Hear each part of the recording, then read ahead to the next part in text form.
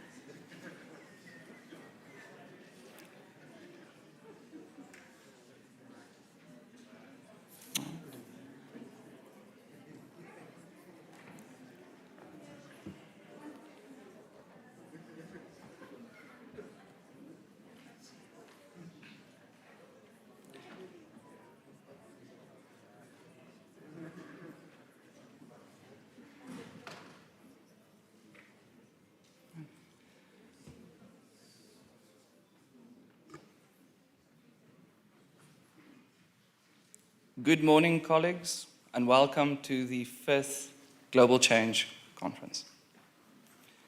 I think it's fair to say that it has been a few years since we met in a space like this, and we would like to just cover some general housekeeping rules. Firstly, there have been changes made to the program, and the changes can be found outside the venue. There will be additional printed out sheets, so please do collect it so that you have the updated version. And for those of you who would like to know how the program changes or adapts, you are welcome to go to the Global Change website, and all of the program changes are indicated on there as well. We have a variety of speakers, we have a variety of honorable VIP guests in the room, from the CEO of the NRF to a variety of different DDGs, MECs, as well as the Vice Chancellor of the University of the Free State and Professor Tsalisi Magwala among them. Esteemed guests and students, if you run into any trouble, you will find that there are people outside wearing yellow shirts that say, "Ask me." If they do not know how to assist you, they would surely be able to refer you. And as with any conference of this scale and magnitude, communication is key. So if there are any challenges that you experience, please do escalate it to anyone wearing a yellow shirt so that you can have your problems resolved. A very important point to note as well is that if you do get lost at the University of the Free State, there is a map available electronically that you can use to navigate the Global Change Conference. And you can find that map on the Global Change Conference's website. If there are any additional off-venue requirements that you have, again, you are welcome to escalate it past anyone wearing a yellow shirt, and I'm sure that they would be able to surely refer you. I think it is very important that we acknowledge where we are seated now and where we are at this particular point in time in our history and within the university space. And it's an incredible honor to recognize and welcome the DG, to start with the introductions of the particular conference. So without further ado, if I may just ask everyone that's seated, if you could just calmly, and if I may please just introduce the DG. Can everyone please give a warm round of applause?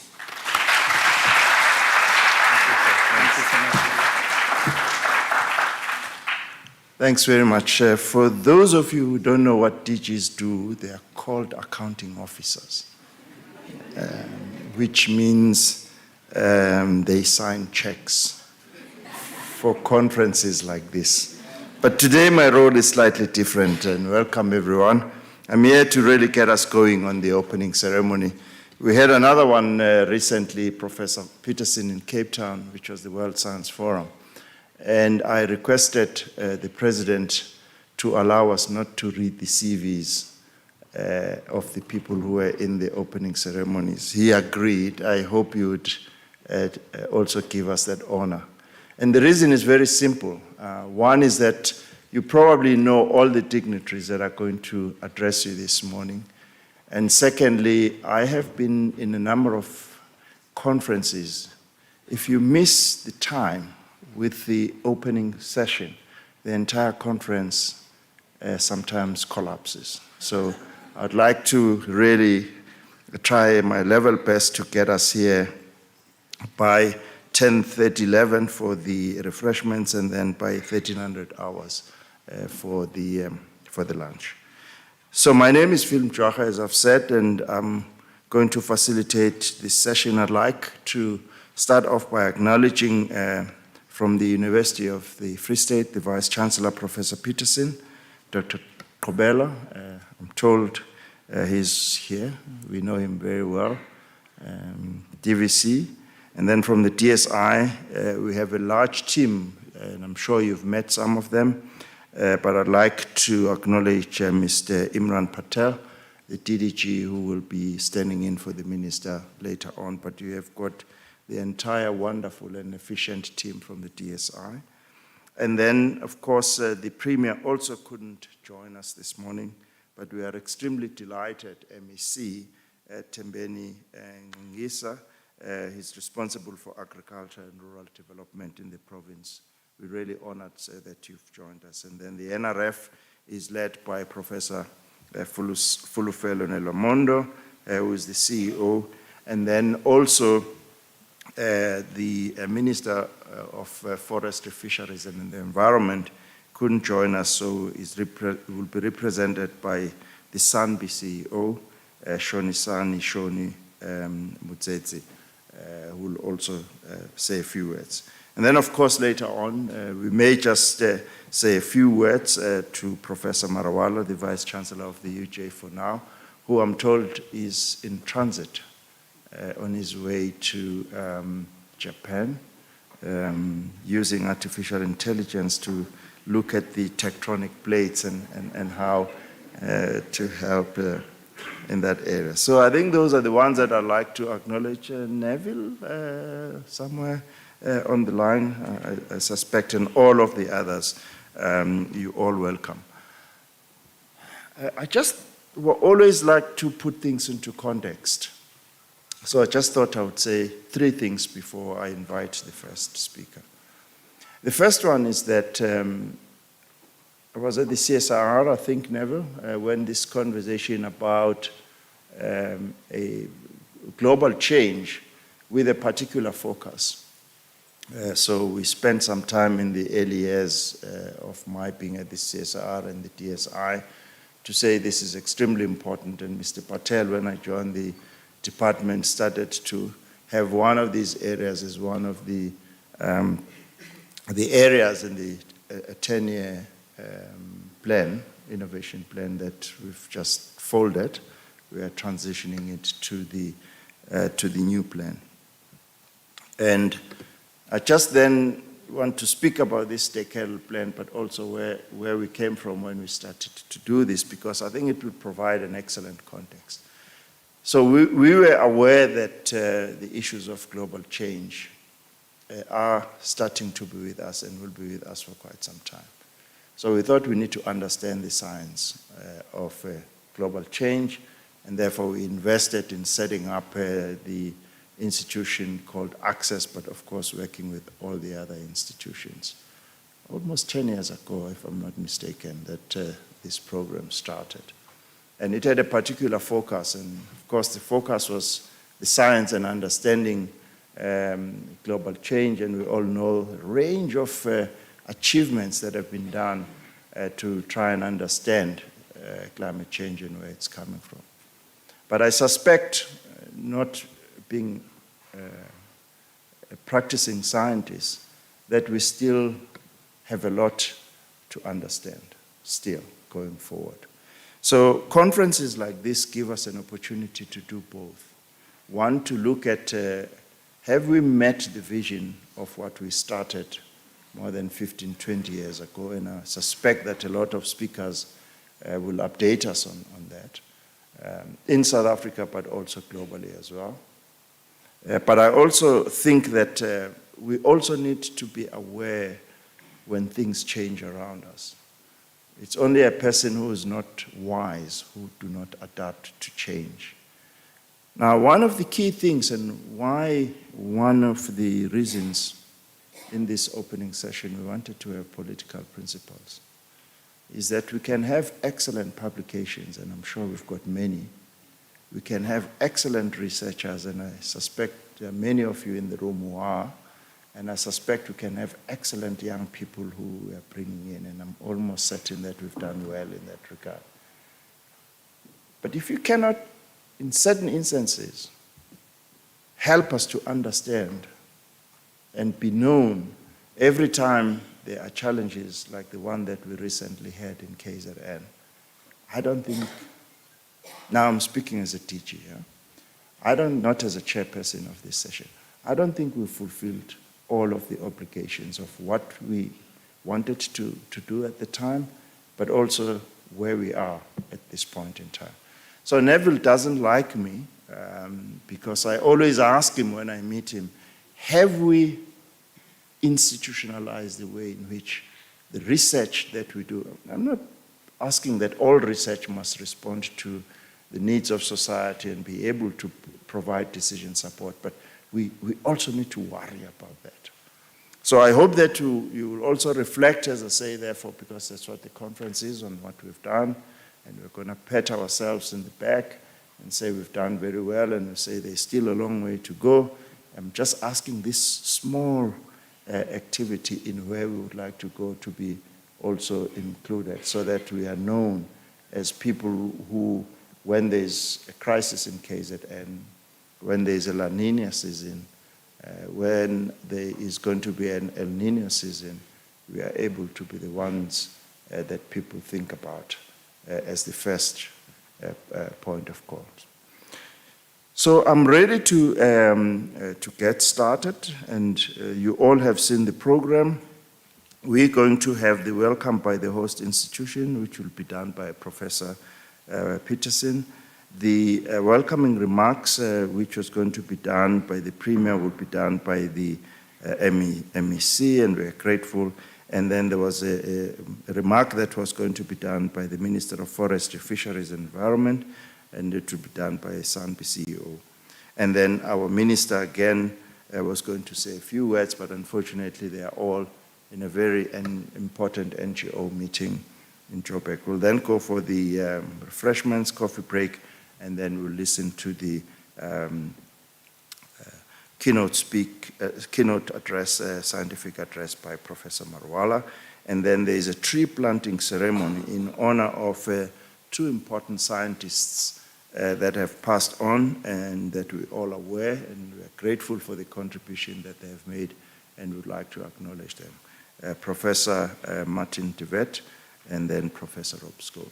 I would like to add in that list, with your permission, that we also add Ndoni Mkunu, a young environmental scientist who passed away also.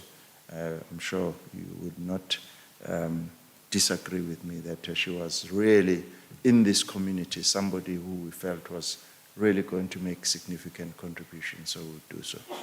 All right, so with those few words, I would then like to invite Professor Peterson to come and address us. I'm sorry, I'm feeling already comfortable before you come and say I'm welcome, Prof.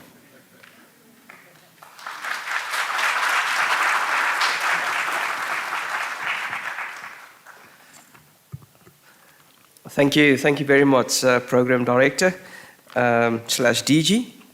And I also just would like to, it's fantastic to see so many delegates here this morning. But I want to start off by also saying a special welcome from the perspective of the University of the Free State to our MEC for Agriculture and Rural Development, Mr. Ngangiza. He's also a good friend of the university, and hearty welcome to you. Then I also would like to welcome Mr. Munsetsi, who is the Chief Executive Officer of SANBI. And I heard that Mr. Munsetsi completed his master's degree here at the University of the Free State. So welcome back to you. I also want to say hearty welcome to Mr. Imran Patel, who is the Deputy Director General for Research, Development and Support at the Department of Science and Innovation. And as the Program Director has indicated, he will be representing the Minister, so he will convey the Minister's speech. And he said to me in the early morning briefing that it's not his speech, it's not what he says, it's actually the Minister's speech. So he's just reading that on behalf of the Minister, but also welcome to you.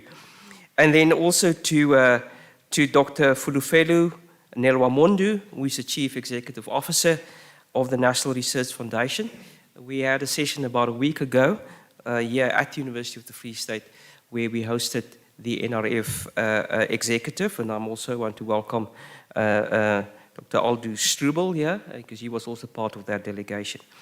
And then finally, I would like to welcome Professor Salichi Mawala, which is, I would probably say, the outgoing VC at the University of the Free State and the incoming rector of outgoing VC of the University of Johannesburg and the incoming rector of the United Nations University. And I also just would like to use this platform, Salichi, to congratulate you for what you have achieved at the University of Johannesburg, your contribution to the wider sector of higher education in South Africa and also parts globally, and for taking up this new position at the UNU. It's a massive job. You'll be based in Tokyo, but you almost in every continent have campuses on every continent in the globe. And I want to wish you well, and certainly we will maintain our contact and collaboration in some of the areas. Once again, hearty congratulations. And then I want to say again, good morning to all our delegates from around the country, around the continent, also representation from around the globe. For me, it's also fantastic at conferences such as this to welcome our students. Students that are doing honors, masters in doctoral studies, our postdoctoral fellows, because they are the next generation of researchers and hopefully excellent researchers that will contribute not only to what we'll be talking over the next couple of days about global change, but also in other areas.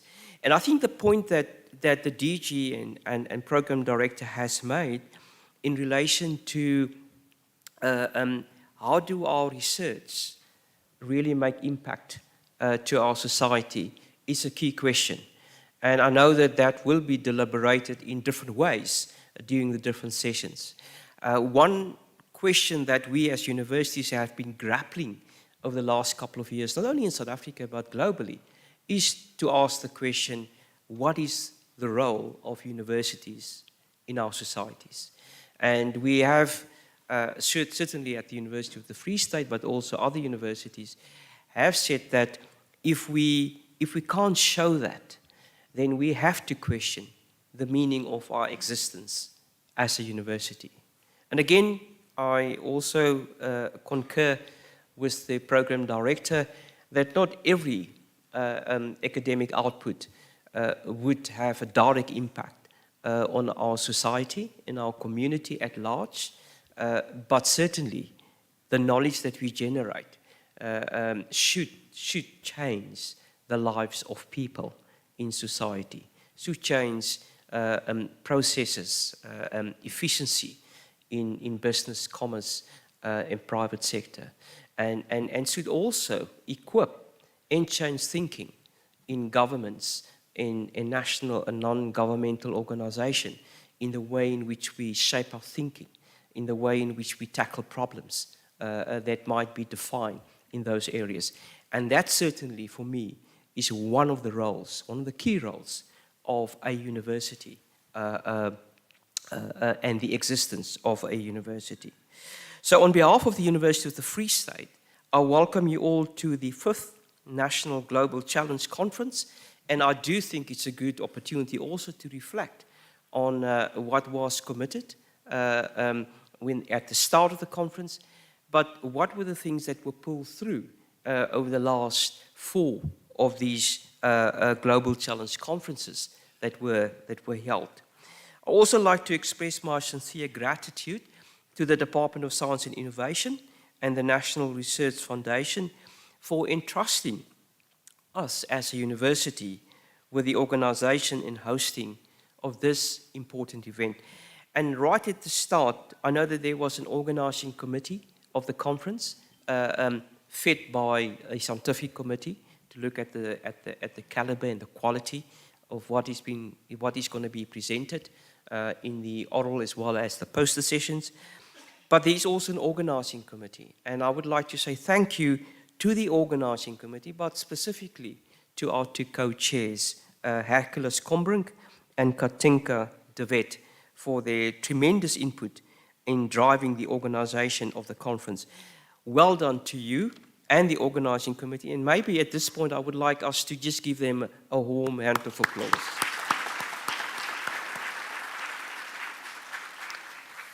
So for us at the University of the Free State, it marks an important milestone in our partnership with both the NRF, the National Research Foundation, and the Department of Science and Innovation. Addressing the challenges of global change is a significant part of our agenda here at the university, and these challenges are regional, they are continental, and they are global, and we all need to be doing our little bit to mitigate these effects. The University of the Free State is situated in the central part of our country, and last night I was participating in a debate on the radio, and I was saying, just to focus a little bit more on Bloemfontein, we had the January 8th statement here in Bloemfontein, and we also had the cricket the last couple of days, on Friday evening and yesterday, which we all won. So that once again, this conference comes at the opportune time in the central part of our country. But this central part of our country also have large rural areas. And the effects of climate change on rural communities will see increasing temperatures, more extreme weather, both drought and floods, depletion of water resources and biodiversity, soil erosion, decreased subsistence economies. So human health and safety, food, water security, and socioeconomic development will be impacted. And these are realities not only for our region, but also for the continent as a whole. And what's important is that these impacts hits the most vulnerable the hardest. And those are the most vulnerable in our society. And I think we do have a critical role to play. And I was looking at our DG now in your capacity as DG, at our spend, of R&D spend as a percentage of GDP. And I think we, at some point, wanted to to be close to the 1.5%. We're not there yet, but I'm pretty sure that we will be committed and dedicated and have the political will to have more moving to that 1.5% so that we can start to utilize more of our resources, not only to build more capacity in the system, but also to continue conducting good science that will have an impact on our society. And therefore, we need accurate and current data for adaptation planning, and that is why this conference is such a critical event. We also need to take hands and partner with the communities most affected and work with them to find solutions. This emerged as a clarion call from a recent workshop on climate change in the Maloti Drakensberg, in which the university, in partnership, Professor Selichi Mawala, in partnership with the United Nations University in Bonn, and they were very closely involved. And effectively, the whole issue of co-creation as we engage with our communities to understand what their contribution is in terms of understanding the science better is quite critical. It is exciting to see the vibrant program that has been developed for the Global Challenge Conference. Its range and depth are impressive, as are the quality and caliber of the presentations.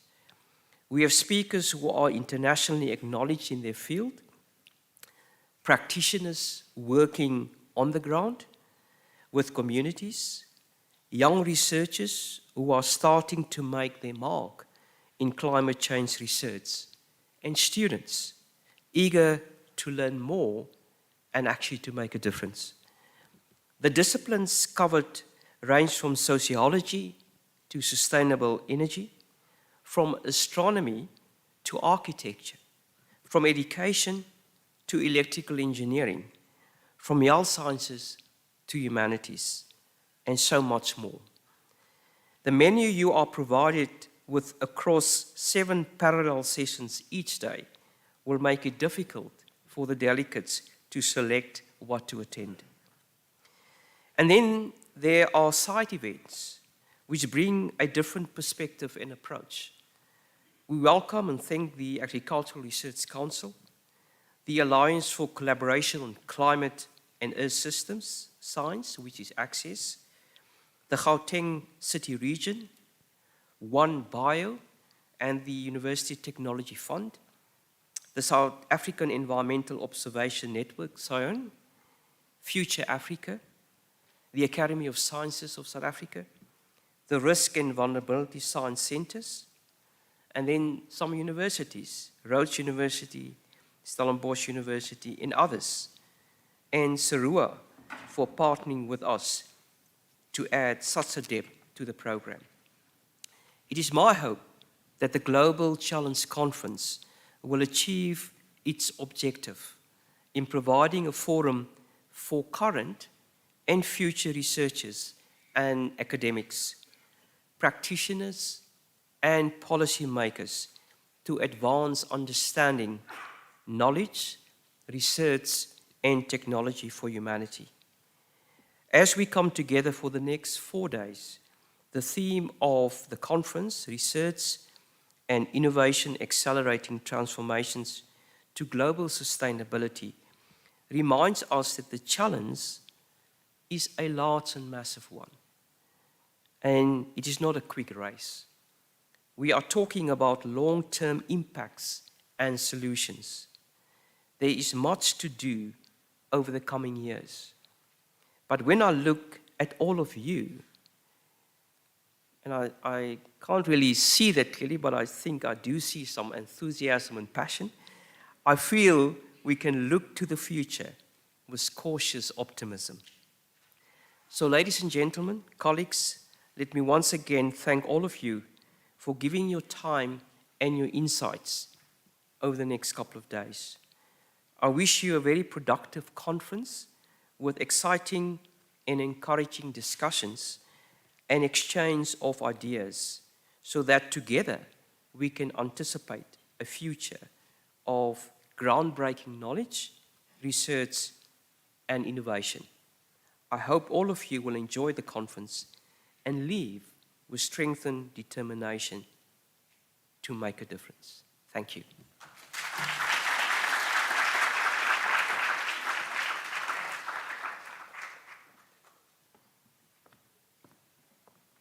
Thanks very much, Professor Peterson. I also will try and see if we can get a theme that is coming out of the speeches rather than to summarize each one.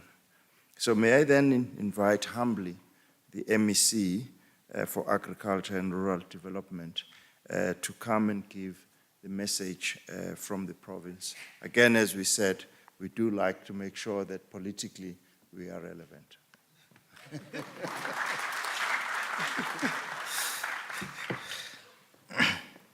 Thanks, DG. And Prof, if you allow me, DG, can I borrow your credentials? So that I may not say other surnames wrongly and get a backlash thereafter.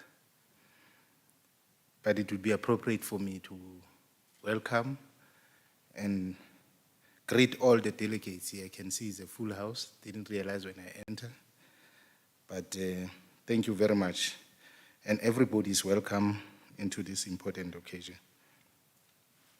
I'm sure you all realize that I'm not the Premier of the Free State, Ms. Forantombe,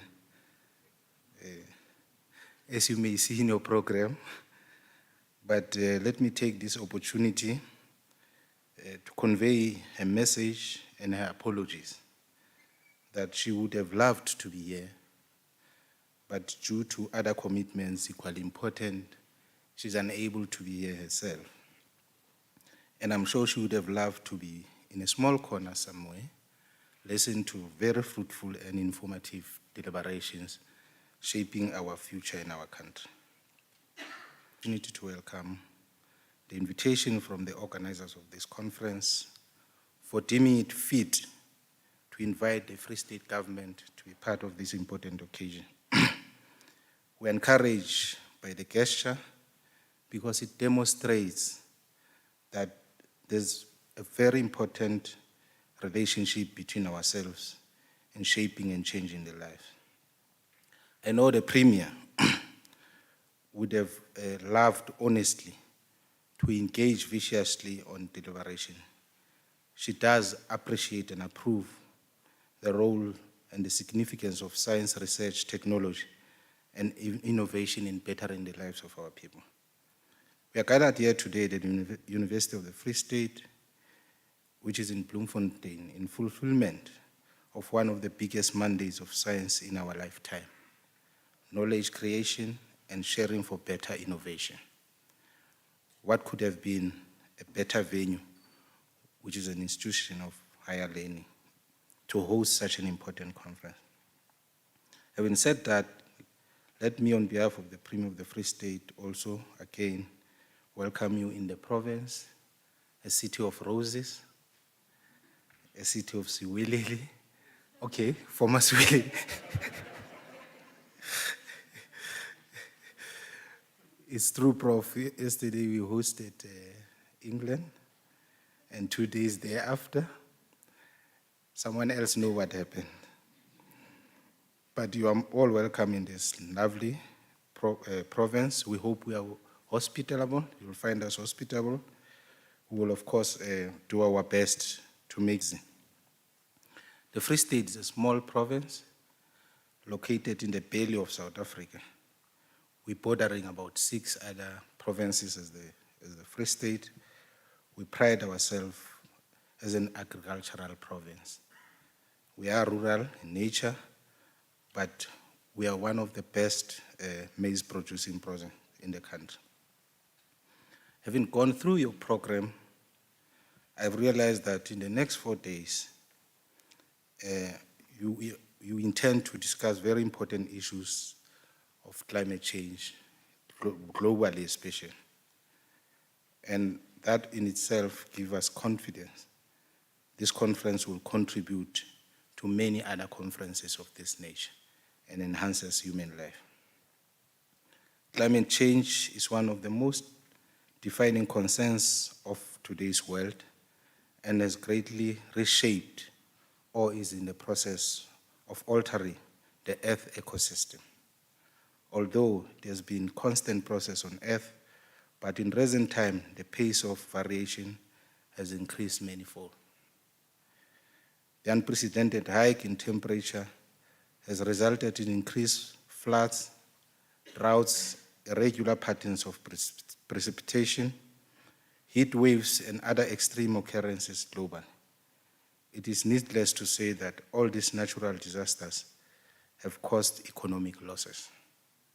A very significant portion of those losses are attributed to the weather-related incidents, some which are the key players directly related to climate change. Although the impact of climate change is very comprehensive, but its far-reaching effects are now clearly visible on the agricultural sector, on which relies food production and economy. The growing population magnifies the pressure on agricultural land to meet the growing food demands already affected by the impact on climate change. As climate change and agriculture have inextricable links, abrupt changes in climate conditions at such a rapid pace have threatened food security on a global space. If the trend continues, the very near future, crop losses may increase at unprecedented rate, which will substantially contribute to reduction of production and automatically spike food prices, and it will become difficult to cope with the rising needs of the growing population. Now, climate change is resulting in a very high rate of land degradation, causing enhanced dissatisfaction, nutrients deficiency. Land degradation is increasing constantly and has turned into a major global threat.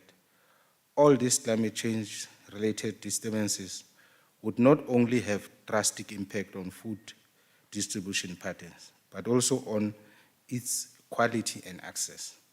This will thus raise humanitarian concern as food security is linked with public health and will create a vicious cycle of hunger, disease, and crime. Different possibilities have been researched globally, and we hope, as I said earlier, this conference too will contribute in this regard. We have argued elsewhere that we have noticed floods, fires, and heat waves, among other things, in the recent past. As the agricultural sector, we know the implication of this in our sector specifically, which is important for food security and plays a very important role in trying to address the triple challenges of unemployment, inequality, and poverty, which also perpetuate the condemnation of poor, especially the working class. We can get a clear sense that outcomes of this conference today will assist us in doing our work moving forward. As a result thereof, Prof.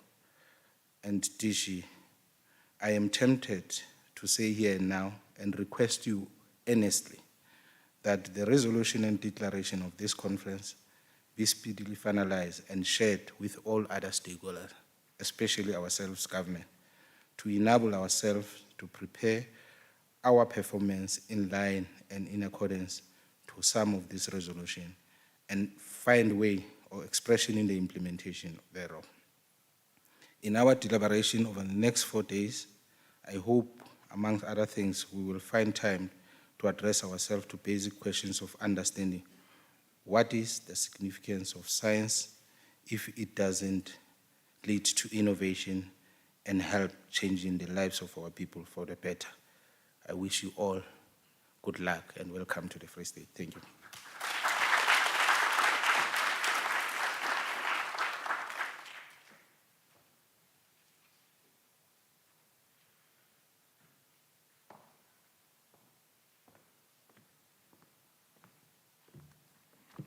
All I can say, Miss, is that we've had you.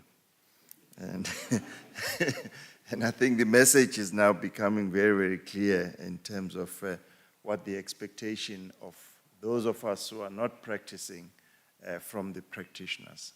But we will keep having that conversation and find a way to live in both worlds. The world of doing science and doing it very well, which we appreciate. And I can assure you as an accounting officer, we're always looking for money for the scientists and make sure that you've got the money and the toys that you need to do that. But please remember, there's nothing for free. Some expectation at some point, but I'll come back to that. So again, let's move on and invite the CEO of SANBI, who is standing in on behalf of Minister Creasy, Dr. Shoni Mutsetsi. Please come and address us. Round of applause. You're going to be in a conference. You can't be tired from clapping hands so early. What an honor. I'm not yet there. I'm getting there, Doc. So next time when we meet, probably I will accept the accolades. I just brought the iPad, even if I'm not going to use it, just to show you that it's not lost. It's here. You know, they tend to. So I saw the MEC managed to work through, so yeah, it's here. Thank you very much, VC, for the honor to remind me as well as I was coming through. It felt like home. So I did my first master's here some years back. I think those that are doing grade 12, they were still 1 year old or so, or less. So thank you very much for recognizing that. I hope if it's said by the VC, it means that the qualifications are not... We'll only play the tape again and say, you heard him.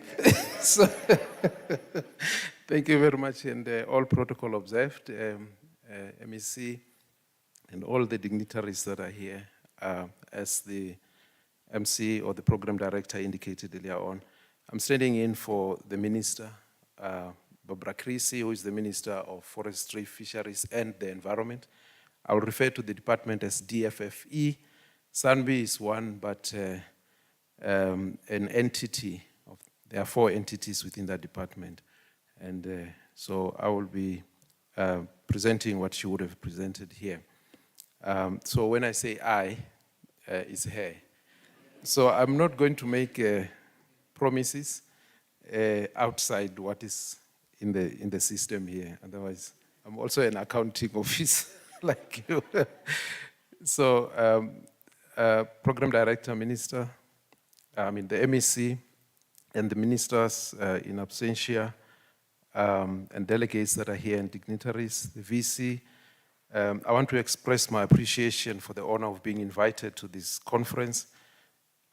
This conference that's focusing on global change comes at a very critical time, especially after we've gone through so many global discussions at an international level, global in the sense that all the environmental conventions met last year, some few months ago, towards the end of the year. The Convention on Biological Diversity, the UNFCCC, as you know, the Intergovernmental Platform for Biodiversity and Ecosystem Services, CITES, and many others, and also RAMSA that you know, on wetlands of international importance.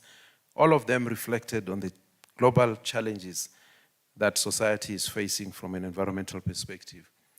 And this conference is coming at the right time that you will be able to reflect on what then needs to be done on the basis of the outcomes and the agreements from those conferences. I was part of the CBD for nearly 4 weeks, which you may have seen also in newspapers and everywhere else in the media. There were a lot of challenges there that needed to be resolved, especially when it comes to the north-south dynamics of managing biodiversity into the future. To understand the magnitude and the patterns and the implications of these challenges and changes, global changes, we need to monitor and measure key indicators. We need to design and implement research projects of global change and build the knowledge base required to respond effectively. It follows that this response will require multi-sectoral collaboration, immediate action, ingenuity, and of course, innovation. Planning and coordination will be central to any successful effort to respond. Many drivers, as it was said earlier on, are global in origin, potentially from far corners of the world, but the impacts can be very local in nature. Often with the poor, it was said earlier on, and the vulnerable communities being most severely impacted. Like it or not, we all now live in interesting times. We have just emerged from the global pandemic and are still enduring the economic repercussions. And climate change and the way in which we respond to it will define the next generation.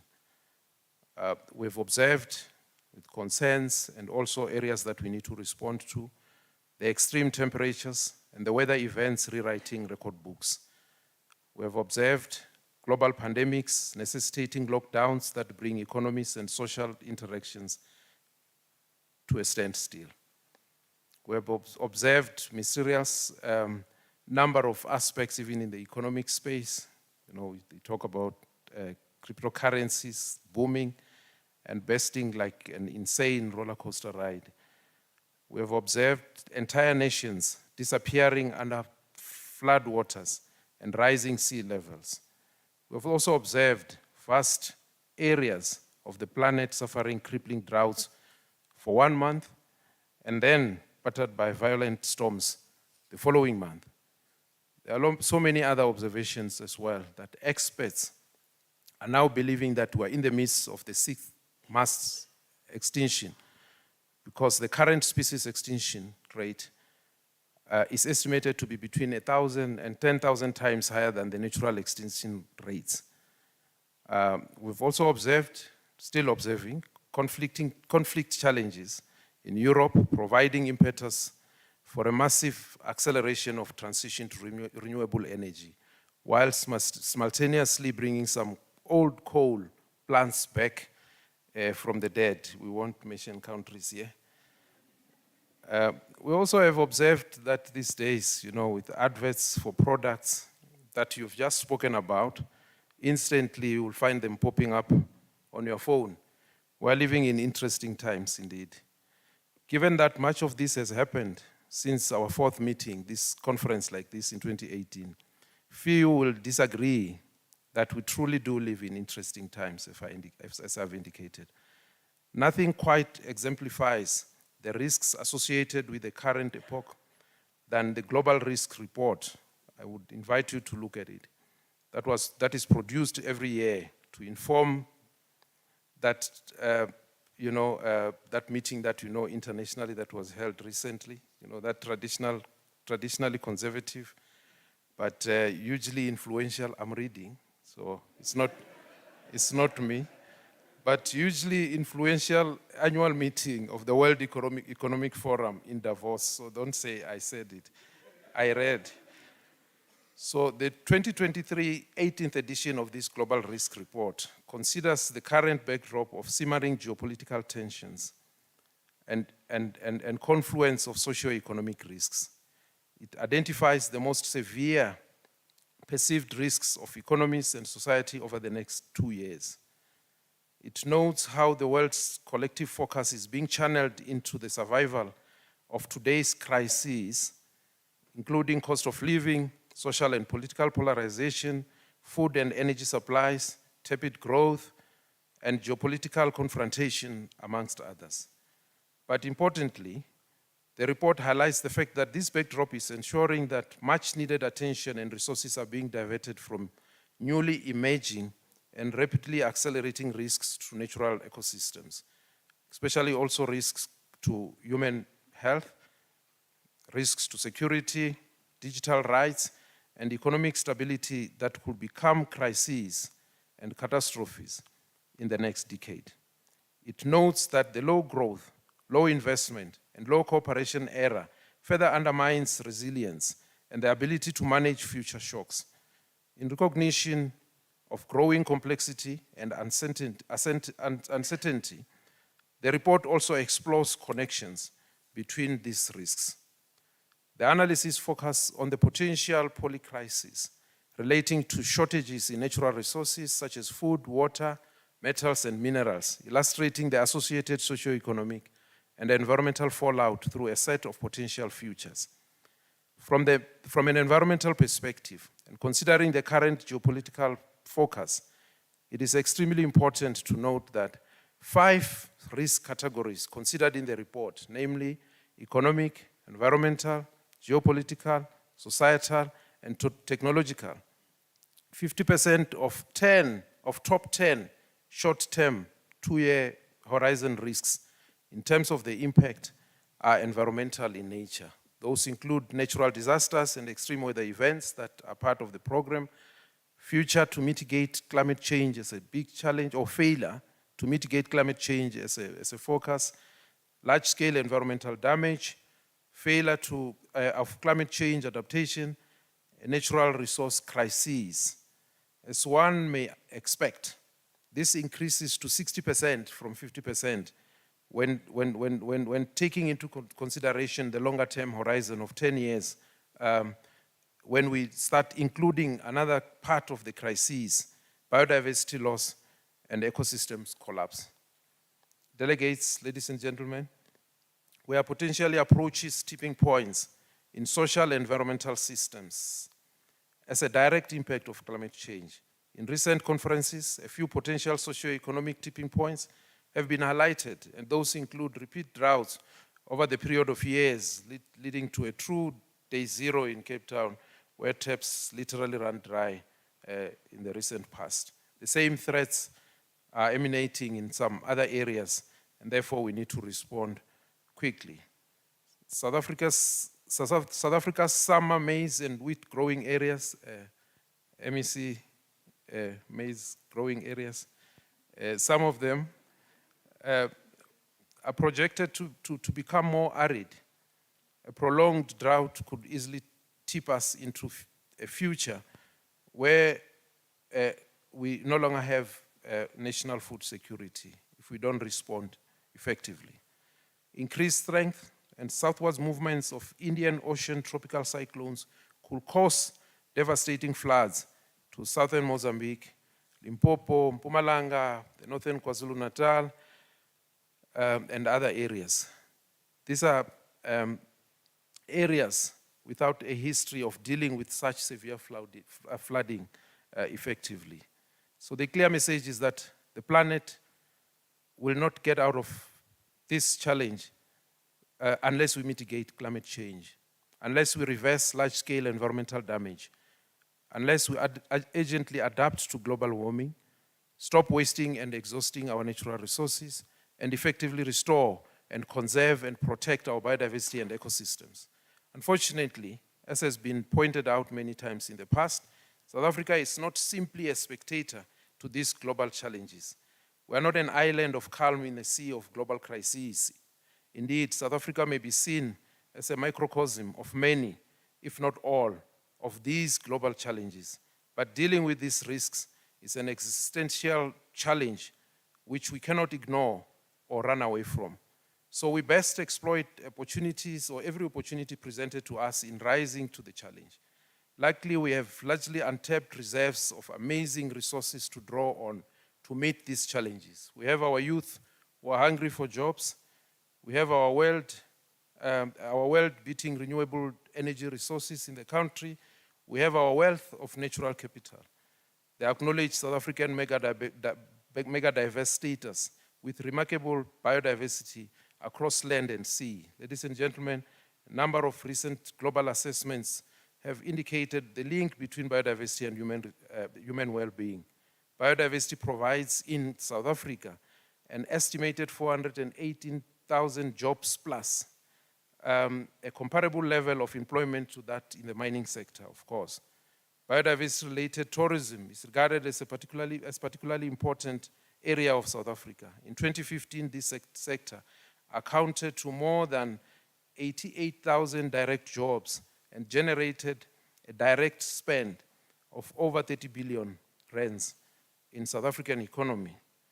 As a custodian of the nation's biodiversity, the DFFE and the whole environment sector is committed to preserving our natural resources. In this vein, the DFFE has undertaken a number of measures to safeguard South Africa's biodiversity.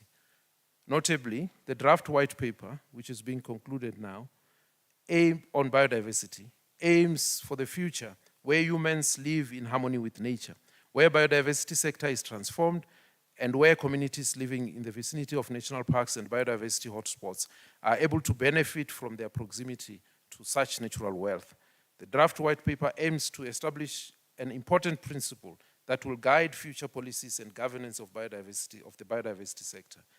In its commitment to transforming and diversifying the biodiversity economy, the DFFE, or the department, has published the National Biodiversity Economy Strategy. The strategy aims to transform the biodiversity sector and sustainably harness its potential for economic growth and job creation through support for bioprospecting and game donations to previously disadvantaged communities and aspirant game ranchers. Ladies and gentlemen, what we need is a big picture vision, a courage to seize the opportunities. With this, I have every faith in a conference such as this, that this conference will recognize the fundamental importance of embracing change. It will also recognize and will inform the vision of sustainable development. This conference will instill the courage to move from the path that have brought the doomsday clock to its worst position ever. This conference will instill courage to seize the opportunities. I would like to conclude by saying that we, as the environment sector, led by the DFFE, support and pledge our support to the outcomes and the implementation of the outcomes of this conference, and will play our part in the collaborative and multidisciplinary effort that is required. I thank you.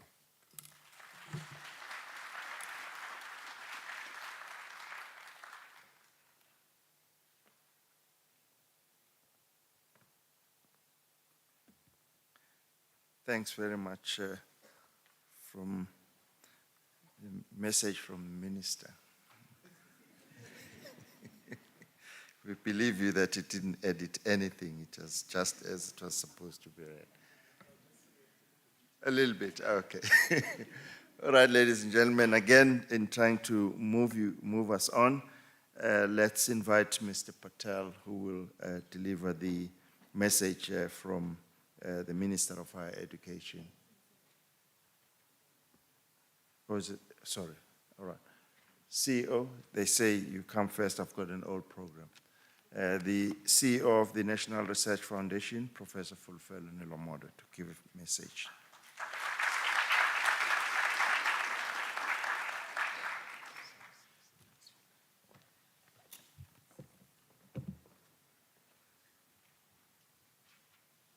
Good morning. This morning I was informed that I'm in the Free State. And the message continues to say, people of the Free State greet back when they're greeted. But that sounded different. So I'm going to try again. Good morning. Wow, that sounds like it. Honored guests, ladies and gentlemen, it is my pleasure to participate this morning on behalf of the National Research Foundation. The National Global Change Conference is a premier platform for engaging on the aspects of sustainability and to inform and direct research and policy dimensions for our collective joint future. I won't repeat the protocols, but there's some presence that I just want to acknowledge very briefly. And let me just start with the two ministers in their absence, and the Premier as well in her absence, the Director General, and the DDG, Mr. Patel, the CEO of Sanbi, Mr. Chunisani Mujezi. I was just informed as well that Mr. Mujezi, myself, and Professor Marwala come from the same high school, that being Biri High School. So that's seriously acknowledged as well. Esteemed members of the National Global Change Committee and all the executives and the leaderships of the province and all the entities and the university, of course, you are acknowledged.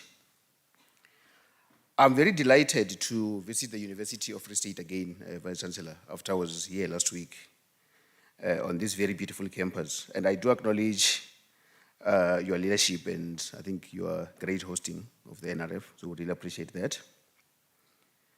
Let me also acknowledge the Rector-Designate of the United Nations University and the UN Under-Secretary General, Professor Chidizima Rwala, who will give the scientific address this morning. Ladies and gentlemen, as a key science and innovation stakeholder in South Africa and the world, the NRF participates in, convenes, and informs this platform with diverse stakeholders to engage, to deliberate, and to network on some of the most pivotal and relevant issues within the ambit of the global change. Like many developing economies, South Africa faces a complex set of challenges. Prominent amongst these challenges are inequality, poverty, unemployment, infrastructure issues, sustainable use of natural resources, shortage of water, and of the recent past shortfall in our electricity supply, which I'm pleased that we still have our lights on at this particular point. One thing that can be said is that we're not optimizing yet or taking advantage of the full advantage of science and innovation to address some of these challenges. This conference is a very integral part of that transformational mechanism of how do we then use science to address the many, many challenges that we face as a country. The renewed Global Change Research Plan and its portfolio of initiatives and programs that are implemented by the NRF on behalf of the Department of Science and Innovation is strongly aligned to both the White Paper on Science, Technology and Innovation and the recently approved Decadal Plan. This alignment ensures that global change science will prioritize societal impact through transdisciplinary approaches that enhance opportunities for co-design or co-creation, and importantly, the ownership of outcomes within appropriate pathways to impact at societal level. In simple words, ensuring that there's a clear pathway to making impact through the very good science that we do.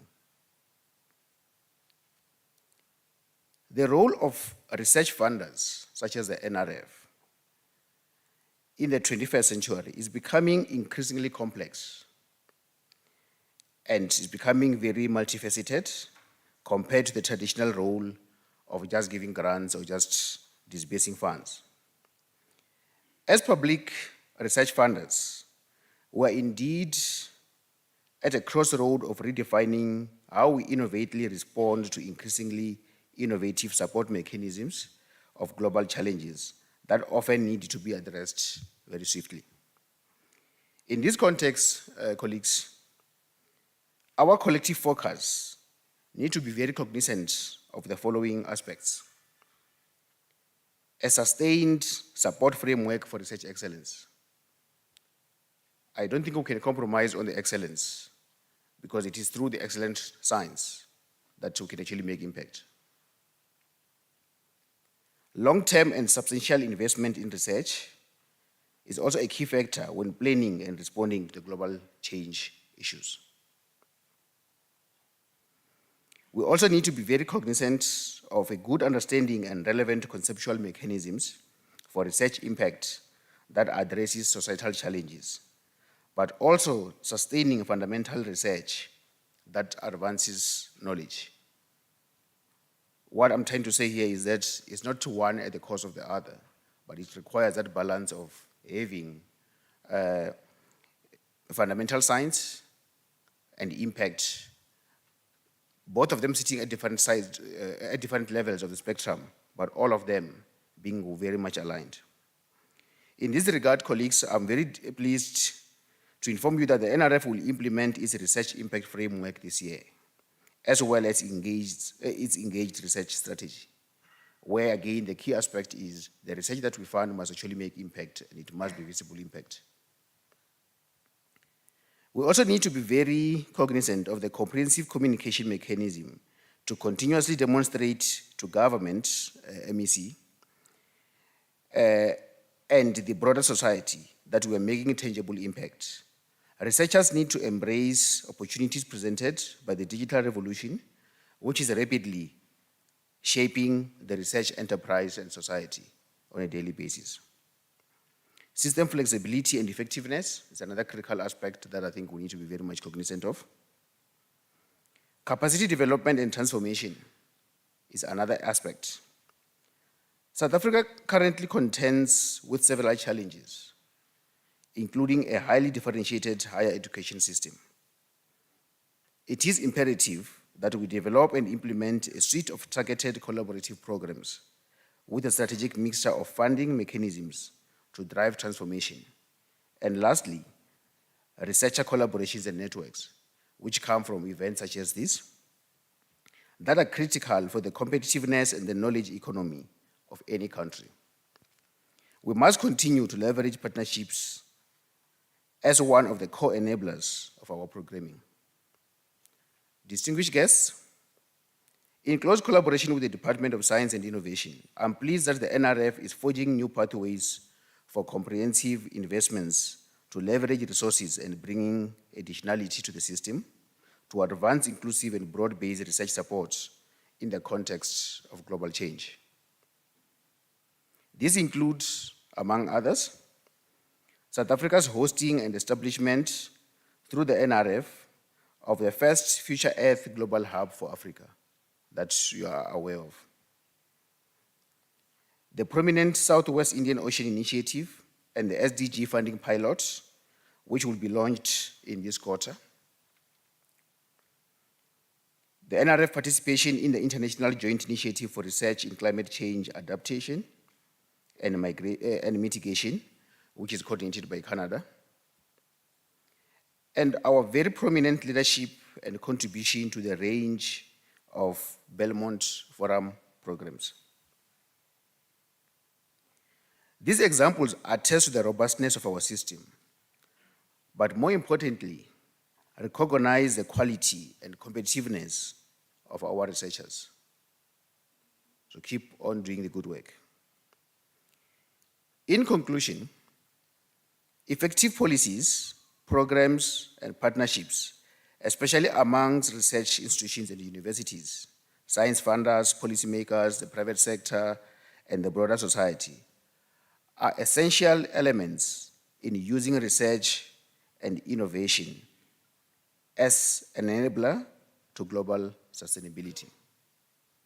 This requires deliberate science and technology investments from both public and private sectors, but also to create an environment which attracts and nurtures the next generation of researchers to contribute meaningfully. Meaningfully emphasize, it has to be a meaningful contribution. We wish you well in this very important 5th National Global Change Conference. I have no doubt that the deliberations that you're going to have in the next 4 days and the networking that's anchored around the central theme, research and innovation, accelerating transformation to global sustainability, will be exciting, useful, and indeed impactful. I recognize and honor the excellent hosting by the University of the Free State. Well done, and thank you all. Enjoy the rest of the conference.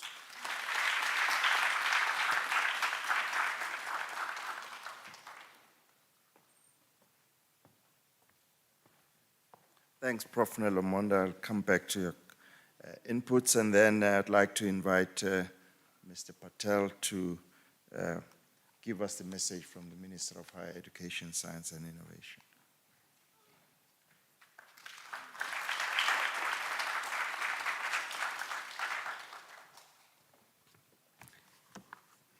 Thanks, TG. And I think you've already conveyed the Minister's sincerest apologies for not being able to make it due to other commitments. Having worked with the Minister for a few years now, the whole environmental change, water sustainability are very, very important areas. So I'm going to read the speech that he had prepared for this occasion. So MEC, on behalf of the Premier of the Free State in absentia, the CEO of SENB, on behalf of the Minister of Forestry, Fisheries and Environment, other members of the Executive Council, I'm not too sure if there were any, Professor Francis Peterson, Rector and Vice Chancellor of the University of Free State, the Executive and Council of the University of the Free State, Professor Fulufalo Nolwamondo, President and CEO of the NRF, and government entities represented at this conference. Professor Chilitsi Marwala, former VC of the UJ, or transitioning in this tectonic plates, and incoming rector of the United Nations University. Heads of DST-funded global change programs and initiatives, senior government officials from the DSI, DFFE, and other government departments, both provincial and national, the global change scientific community, researchers and scientists, and very importantly, the students, distinguished guests, ladies and gentlemen. It is my honor and privilege to speak to you today with the qualification that this is the Minister's words. As a department charged with the responsibility and mandate of coordinating and managing the national system of innovation, we are indeed honored to be organizing these popular biennial national global change conferences jointly with the National Research Foundation. This conference is the fifth in the series of the conferences which began in 2012. As some of you may be aware, my predecessors, Minister Derek Hanekom and Minister Momoloko Kubai Nkumani, addressed the first and fourth global change conferences in 2012 and 2018 respectively. This year's conference should therefore be viewed as a continuation of the important work that they have done of creating a platform for the global change community and stakeholders to robustly engage in topical issues related to global environmental change and environmental disasters, including climate change and disaster pandemics, which South Africa and the rest of the globe face today, and to share experiences, best practices, and practical scientific solutions to some of these persuasive challenges and disasters. This year's theme, which is Research and Innovation Accelerating Transformations to Global Sustainability, compels us to think deeply about a number of things, including the need to work together to address these complex issues. One is the deliberate and sustained use of research and innovation, not just in resolving the day-to-day social problems of communities or countries, but the deliberate use of research and innovation to build a more equal and humane world. This kind of deliberateness is necessitated by a number of factors.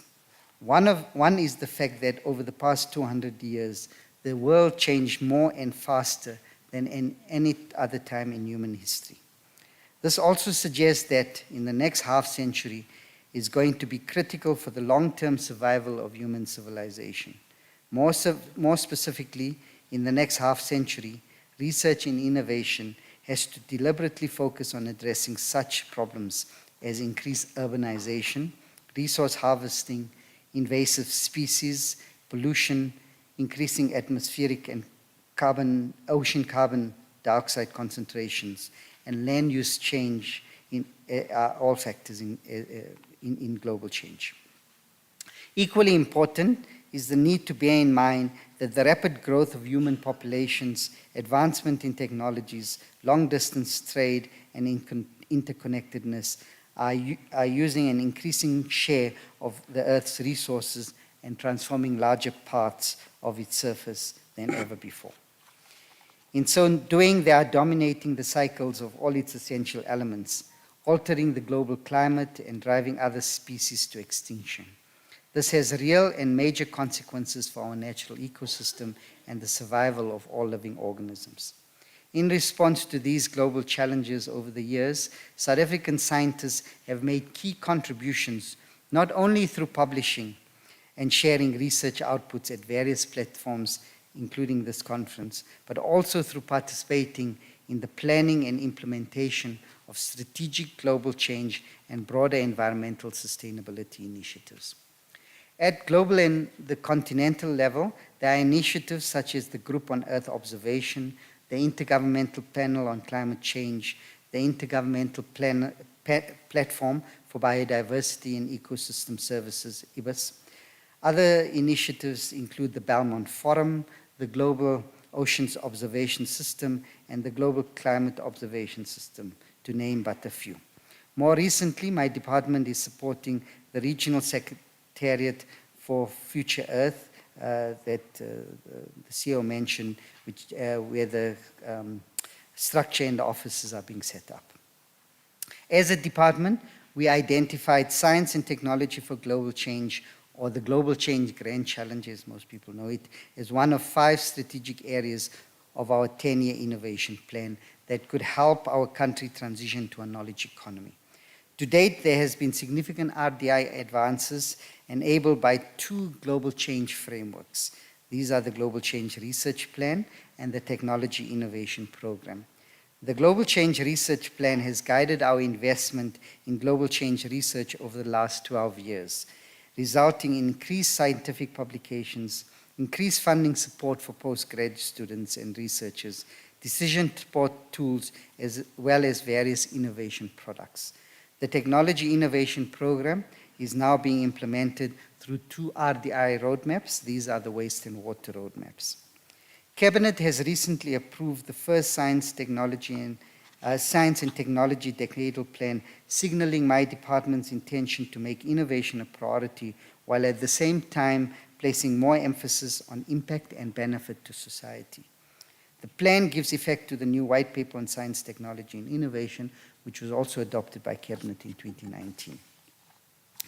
In addition to the priority science, technology, and innovation areas, the Decadal Plan adopts a societal grand challenge approach, which seeks to chart a new way of addressing complex issues that require collective efforts.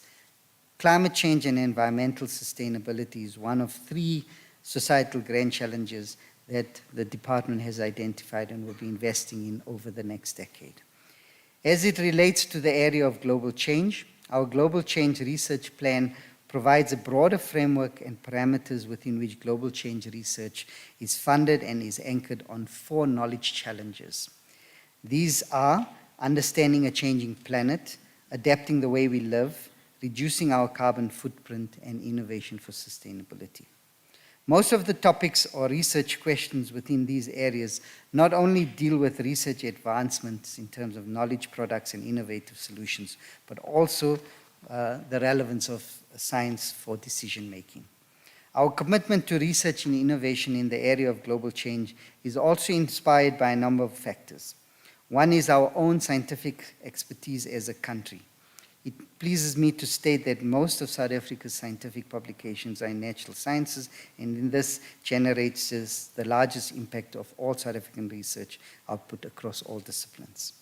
The other factor that inspires our focus on global change are the unique features of our country, which we believe makes us both attractive and a priority area for research in global change. Firstly, South Africa is situated at the tip of the African continent, adjacent to important oceans that influence global weather patterns and atmospheric greenhouse gas concentrations in unique ways. Its climate is affected by the Indian, Atlantic, and Southern Oceans, and these bodies of water have global as well as local significance.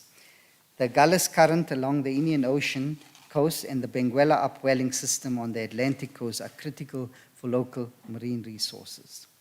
The 3 oceans and the atmosphere creates the climate on the subcontinent, and changes such as more frequent droughts or floods or higher temperatures will adversely affect food production, agriculture, and fisheries. They also threaten the region's unique biodiversity and could increase the risk of human, animal, and plant diseases. Secondly, we have a unique size and diversity. South Africa is a relatively large, 1.2 million square kilometers, topographically and climatically varied country with a wide variety of ecosystems. These include savannas, grasslands, arid shrublands, Mediterranean shrublands, deserts and forests, perennial, seasonal, and ephemeral rivers, estuaries, coastal and marine environments in the Indian, South Atlantic and Southern Oceans, and offshore islands. Thirdly, we are blessed with a wealth of biodiversity. South Africa is one of the world's mega biodiverse countries, the third in the world. It occupies 2% of the world's land area, but is home to nearly 10% of its plants and 7% of reptiles, birds, and mammals. It has 8 biomes, each with its distinctive fauna and flora. It also has 3 internationally recognized biodiversity hotspots: the Cape Flora Kingdom, contained within the country's borders, the succulent Karoo, the only arid land hotspot in the world, shared with Namibia, and the Maputo-land, Pondoland, shared with Mozambique and Swaziland. Our country's seas, straddling 3 oceans, include an exceptional range of habitats from cool water kelp forests to tropical coral reefs.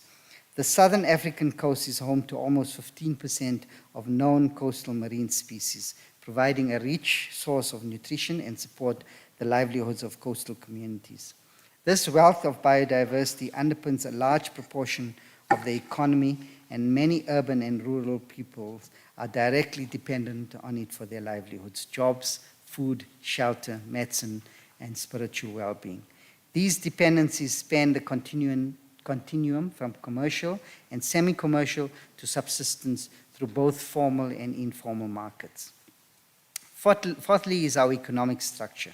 South Africa contains an economic spectrum ranging from capital-intensive industries to subsistence farming, and from prosperity to extreme poverty.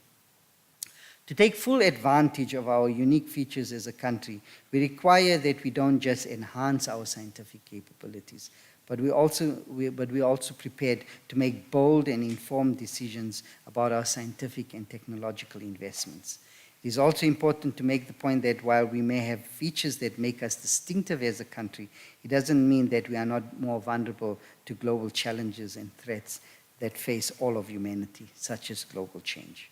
It is for this reason that we believe there was a time that we must intensify global scientific cooperation. It is now. Global scientific cooperation is particularly important if we consider the fact that many opportunities are emerging as the international community takes action and new technologies become more feasible, cost-effective, and offer multiple business and job opportunities.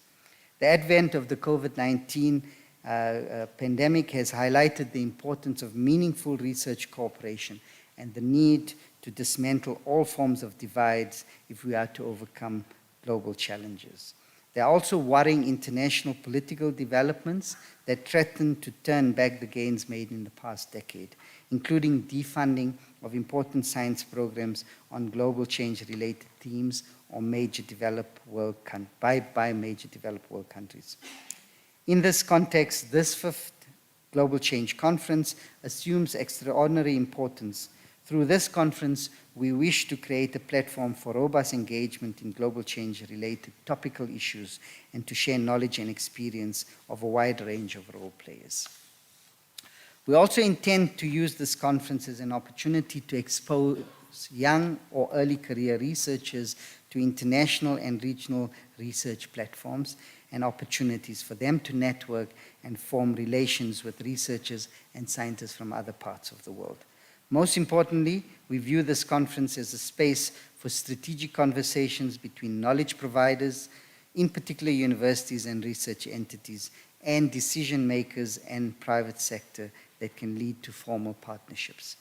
In conclusion, I wish to thank our agency, the NRF, as Flo, and the University of Free State, Prof, for supporting us in hosting this important gathering. I further wish you a productive conference and look forward to the outcomes of your deliberation. Thank you on behalf of the Minister.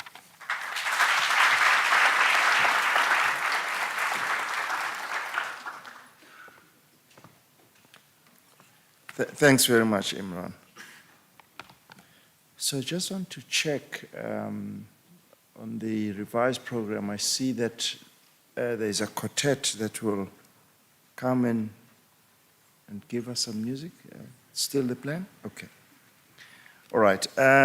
So let's just try and reflect on the speeches we've had so far. So the first is a series of the context in which we find ourselves as society. That there is an emerging, changing global geopolitics. And this changing, emerging geopolitics could affect us as human beings, but also the willingness to fund research in some of the areas. So let's take note of that. The second one is that we need to therefore identify the role of research in this changing world, and we need to work together to make sure that we have an equal and a humane world. And this is a theme that is building from the work that we did in the World Science Forum. We also acknowledge the role of the ministry, Mr. Patel, in supporting research and taking advantage of our geographic advantage and the diversity of the country that we have as a way of then doing research that is relevant. The second point that has come through is this area of science for the sake of science. And Professor Fulfelo says we don't want to compromise excellence in scientific research. We also, of course, want to have knowledge base and innovation. This will continue to be a debate we will have, in my view, in the science system for quite some time. There is room for both, is that this province faces. And the point that I would like to remind you on is that everybody these days is talking about quadruple helix. But I do want to suggest that let's accept that this new phenomena means there's a lot that we have to learn on how to work with society. I think we are at the bottom of the curve on how to do that. Yes, there's citizen science, but if we were truly in the full understanding of what quadruple helix is, we need to define research with society and not to do research for them. And maybe in the next conference, we should have those that are impacted by the research that we do also sitting in the front here. But I think this is at the early days of this new phenomena that we all want to focus on going forward. And then we also were reminded about the location of South Africa and the continent, that the work that we do needs to also take into account that we are not alone in the southern tip of Africa, but we also need to worry about what's happening in the rest of the continent. The impact of climate change, MEC in particular, to drought, economic losses, lives, and of course, food security, something, land degradation, and all of the issues that as society we need to be aware of and make sure that we focus attention on.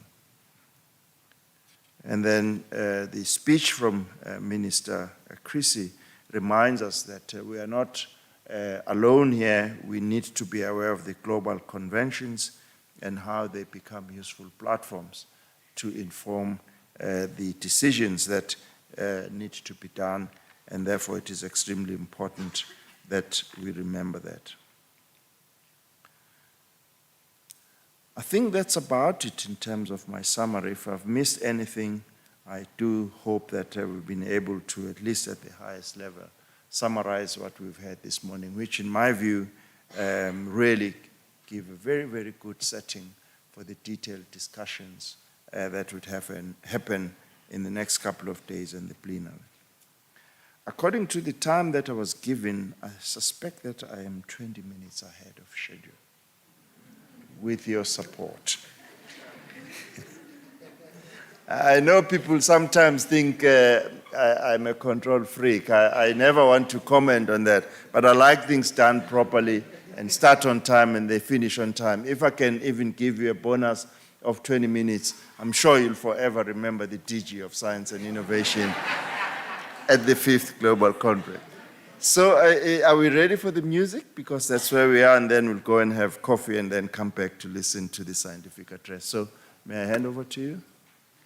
Are they ready? Round of applause.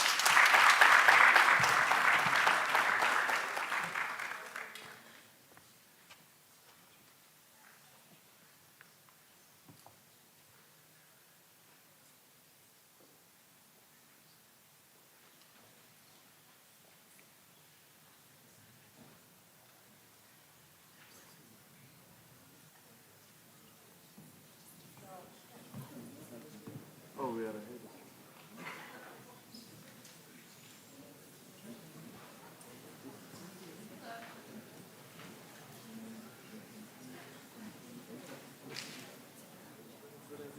All right. Okay, it seems like we're too early for the string quartet. We do want to give them time and good platform. I hope with the organizers it would be fine if we swap the program a little bit, that we take the comfort and the coffee break now. We are supposed to start at 11:45 with the scientific address. Could I suggest that we come 10 minutes early, 11:35? Is that okay?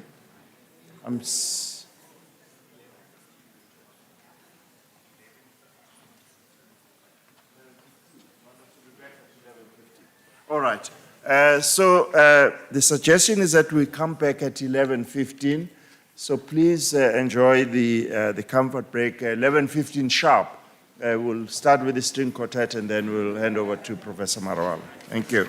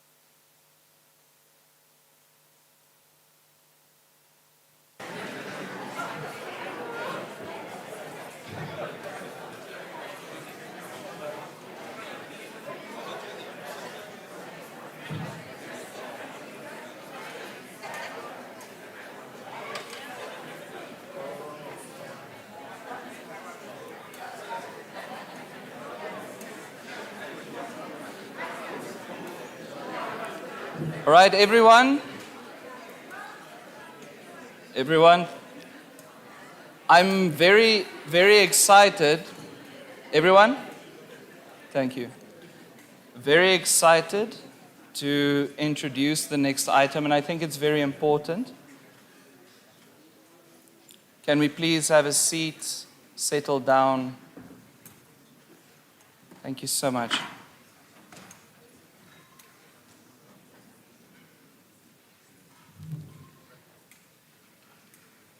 I'm going to ask our very own Samson to please introduce the next item. And thank you. Thank you. Good morning, ladies and gentlemen. We're delighted to perform for you a little item from Mozart's String Quartet number 4 in E-flat major. We'll play the last movement, Allegro Vivace.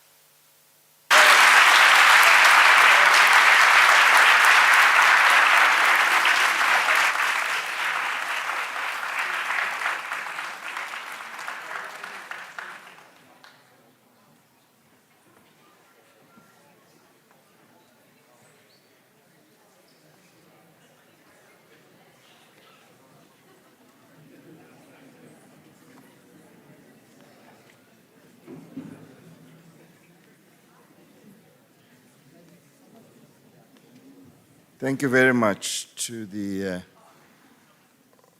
Odeon String Quartet for a lovely rendition.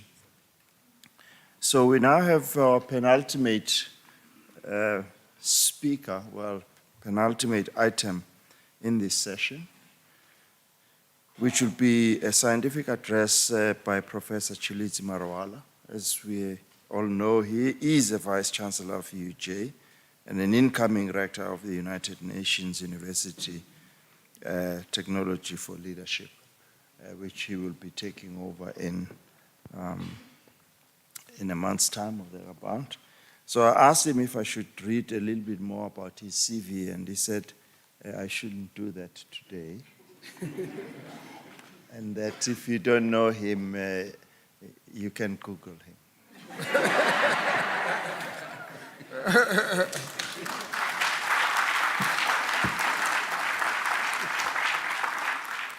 I need to correct the DG. I said if you don't know me, you should chat GPT me. You know? So thank you very much for the invitation. Dumelang. Sanibonani. Goeiemorgen. Ndimacheroni. MEC Ngangisa. English is my 11th language. DG Mjwacha, CEO Neromondo of the NRF, and Mr. Munjezi, CEO of Sanbi. I'm sure Mr. Munjezi, I think I'm the first person to pronounce your name correctly today. Mr. Imran Patel, the DDG, and all distinguished guests who are here, all of you. As I was listening to Odeon String Quartet and reflecting on the issue of technology and leadership, especially in an era of great change, I was reflecting on a course I did to prepare to become a Vice Chancellor of the University of Johannesburg. So I went to New York to do an advanced management program at Columbia University. And then in part of the course, they took us to go and watch a string quartet. And in fact, we were sitting with the people who were playing the music. And for a moment, I felt myself to be a musician, and only for a moment. And then the other day, the next instance, they took us to a jazz club, and we sat with jazz musicians. And the question they asked was, out of these two types of music, which one requires the skills that you need in leadership? Is it the string quartet, or is it the jazz? And of course, if we were to look at some of the characteristics of these two genres of music, the string quartet is almost scripted. You want to play it as Beethoven would have played it. In jazz, there is no script. In fact, you can go off the tune, and your colleagues are going to improvise so that it looks like it was not a mistake, but a moment of ingenuity. So this is really what it is all about. Leadership is dynamic. In fact, I think both types of music actually teach us valuable lessons about leadership. There are times in which you have to look at the script. If you are dealing with issues of climate change, the technologies that you need, that we need to adopt are in many ways scripted. But there are times where, because of the great pace of uncertainty, that you have to improvise like jazz. And this is really what my talk is going to be about. And in my talk, I would like to answer a number of questions. The first one is, what kind of leadership do we need to be able to move forward to a truly just transition? What kind of education do we need to ensure that we are fit for purpose? Especially given the fact that the world is very, very dynamic. A few days ago, I went to ChatGPT and instructed it, write an essay on Chirizima-Rwara. And it generated an essay. You can specify the length of the essay. You can specify any topic that you would like to do that. Now, the questions that we obviously need to ask is writing essays looking exactly how a calculator is today?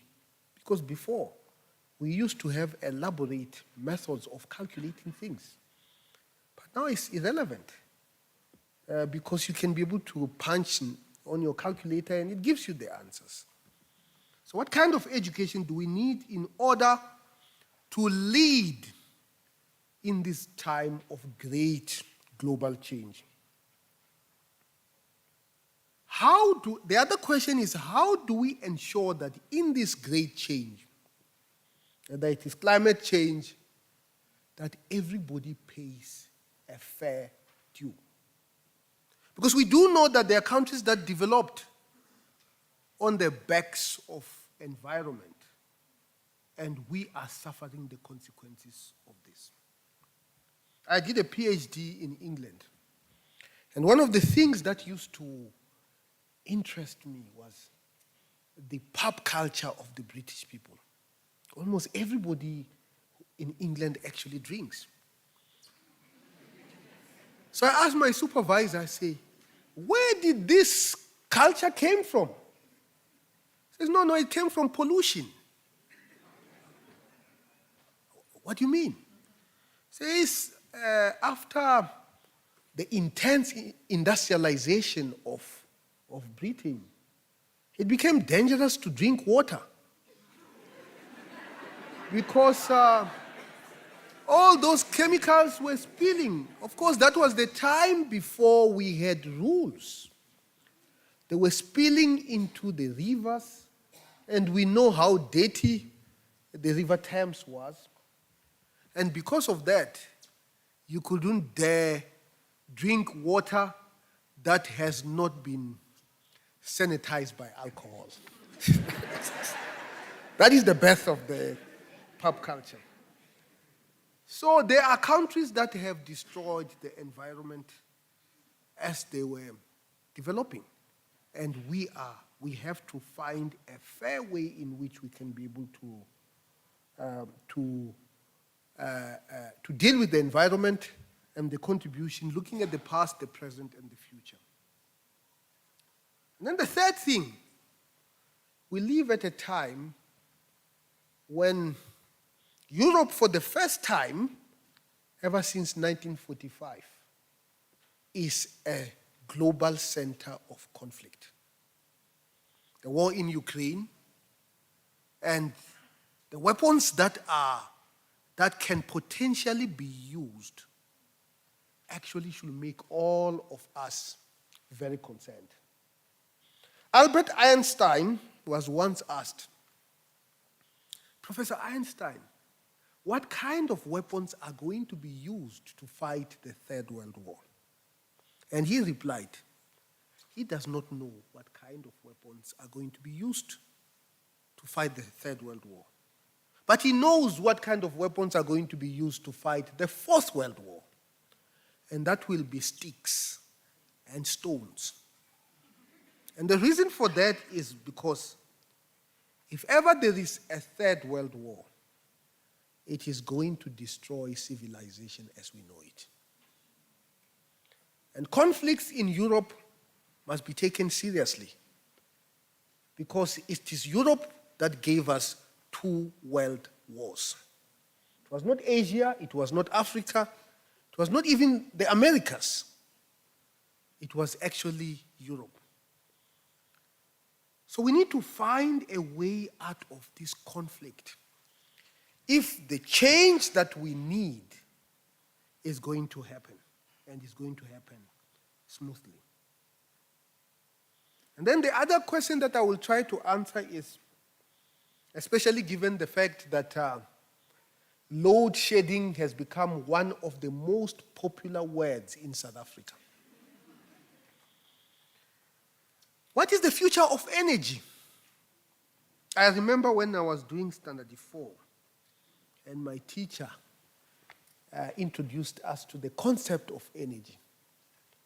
And of course, DG, bear with me because this probably is a very simplistic definition of energy. My teacher will say, what is energy? And the answer will be, energy is the ability to do work.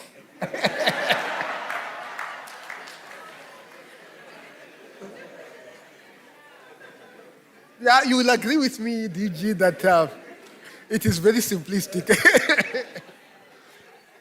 But we need to find an appropriate, optimal energy mix, given all the things that I have talked about.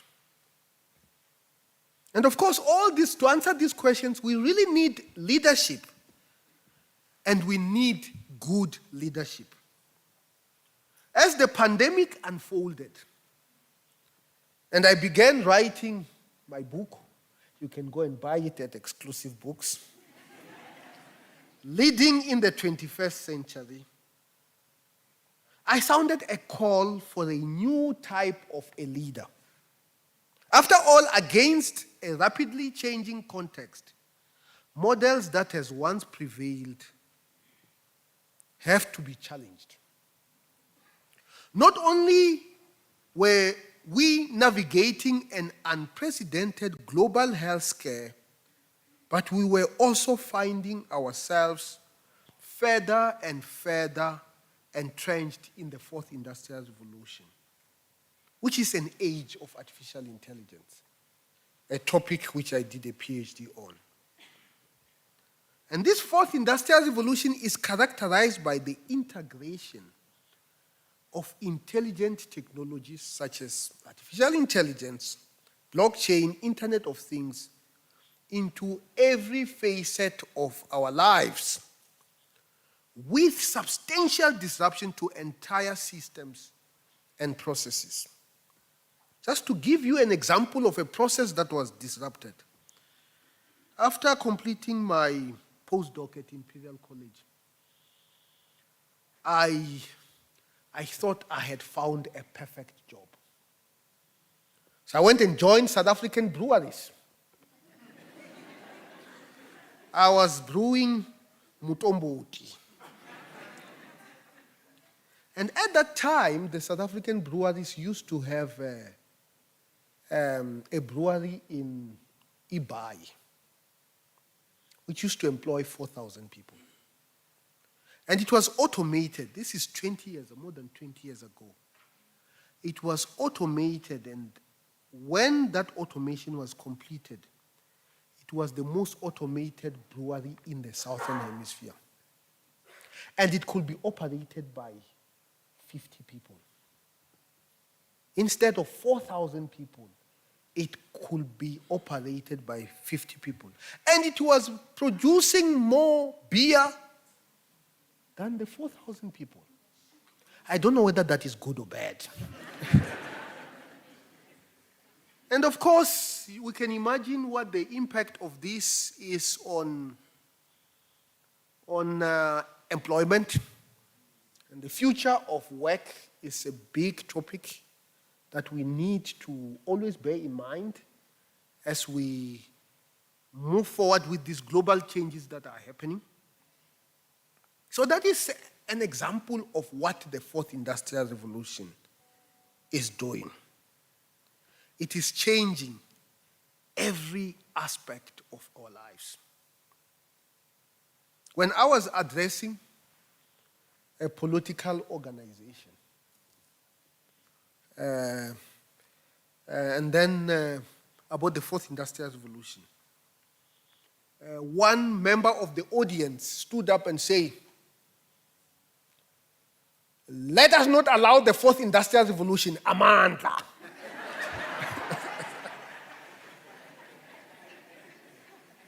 And then I realized that we have serious problems ahead of us. Because it's not something that we can opt out of. You know, as a vice chancellor of the University of Johannesburg, we have a campus at a place called Bloemfontein. Bloemfontein used to be the center of textile manufacturing, apparently in the 80s. There was even a union called GAU. The Secretary General happens to be an academic at the University of Johannesburg today, Sidney Mufamadi. And none of those factories are there. They are all gone. One wonders what happened to the people who used to work in those factories. Now, the question that we need to ask ourselves is, what happened? And how do we prevent the same thing happening again?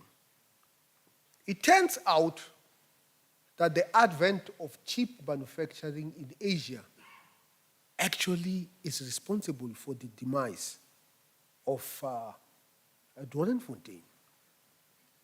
What it means you can say, let us not allow the fourth industrial revolution any number of times you like.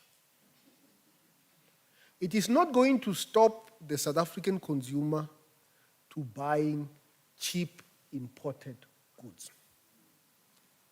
Because when it comes to our consumers, they are not patriotic when they buy.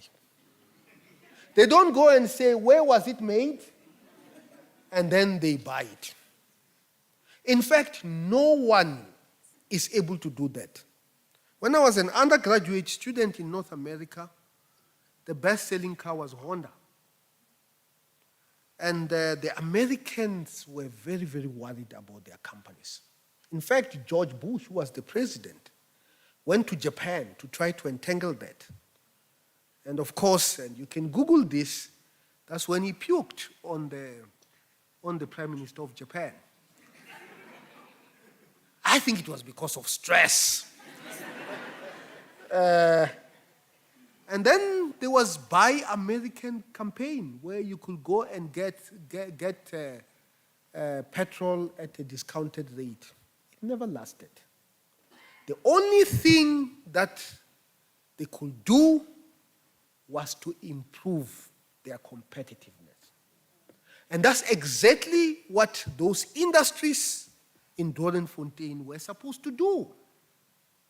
And to improve the competitiveness means we will have to embrace the most sophisticated ways of production, including automation. Because if you don't automate, even that job that you have, you are going to lose. And of course, when I talk about this, I'm reminded of an economic theory called the Matthews effect. The Matthews effect was taken from Matthews chapter 22, verses 16, which says, to those who have, more shall be added unto them. To those who do not have, even the little that they have shall be taken away from them.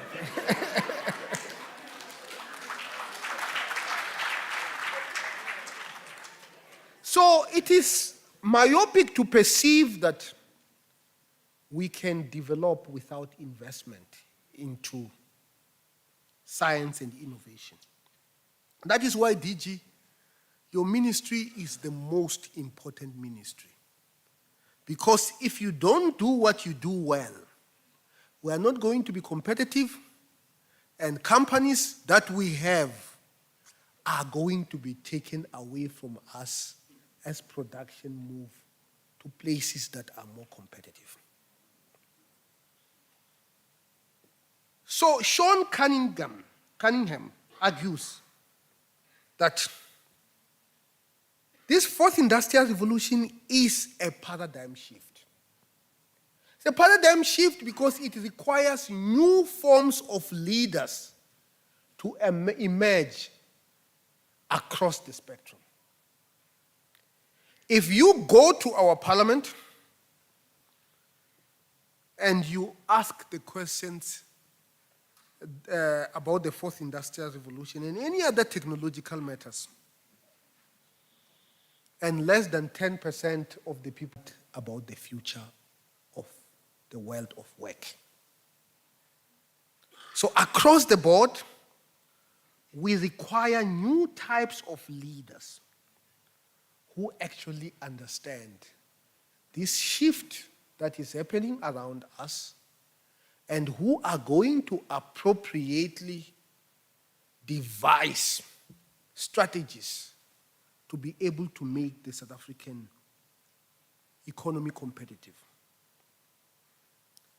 And what is this kind of leadership that we require in this era of great change? And this leadership should embrace change as a constant.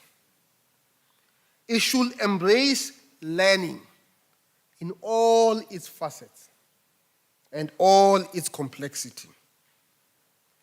Such leadership should understand that communication is much more complicated than the ability to speak. You must be able to write. You must be able to understand technology. And of course, such leadership must embrace diversity. There is a very close connection between innovation and diversity. If you put people who think alike in one room and hope for a solution, you are not going to do better than if you put different people in one room. So we need to broaden leadership, whether it is the issue of race, whether it is the issue of gender, whether it is the issue of geography, and so on and so forth. And of course, such leadership must understand technology. Understanding technology is very, very important. And one of the things that we need to do, Vice Chancellor, is that we need to inculcate the culture of multidisciplinary education in our university system. And of course, I say this because the problems of today does not require a single discipline. I once sat with a German ambassador, and we were discussing about why there is no German version of Facebook or Twitter or any of these new types of technologies, even though Germany is actually technologically very advanced.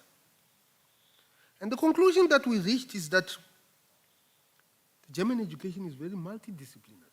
It's very unidisciplinary. Mark Zuckerberg, when he was at Harvard, he was studying computer science and psychology. I don't know whether in South Africa you can find somebody majoring in computer science and psychology. But it goes without saying that if you are going to be a social network engineer, of course you must understand how to code, but you must also understand how people work. And the Americans actually do this very, very well.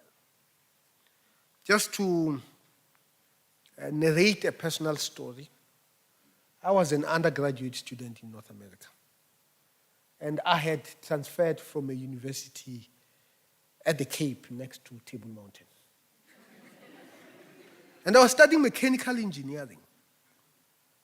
And one thing that really shook me was how different what I was learning in North America from what I was learning at the bottom of Table Mountain.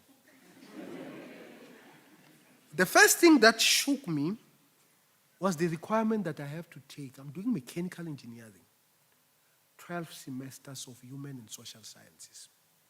And 6 of them must be in a single discipline. So I started with acting. Acting 1, stagecraft, and acting 3. So the reason you don't see me in Mubango has nothing to do with talent. If I get into there, I know what I'm doing. Then I took psychology 1 and psychology 2. Then I took history of South Africa, which I had to wait several semesters because it was full, you know. How in the world people in Ohio wanted to study South African history still remains a mystery. Then I took economics, 6 economic classes.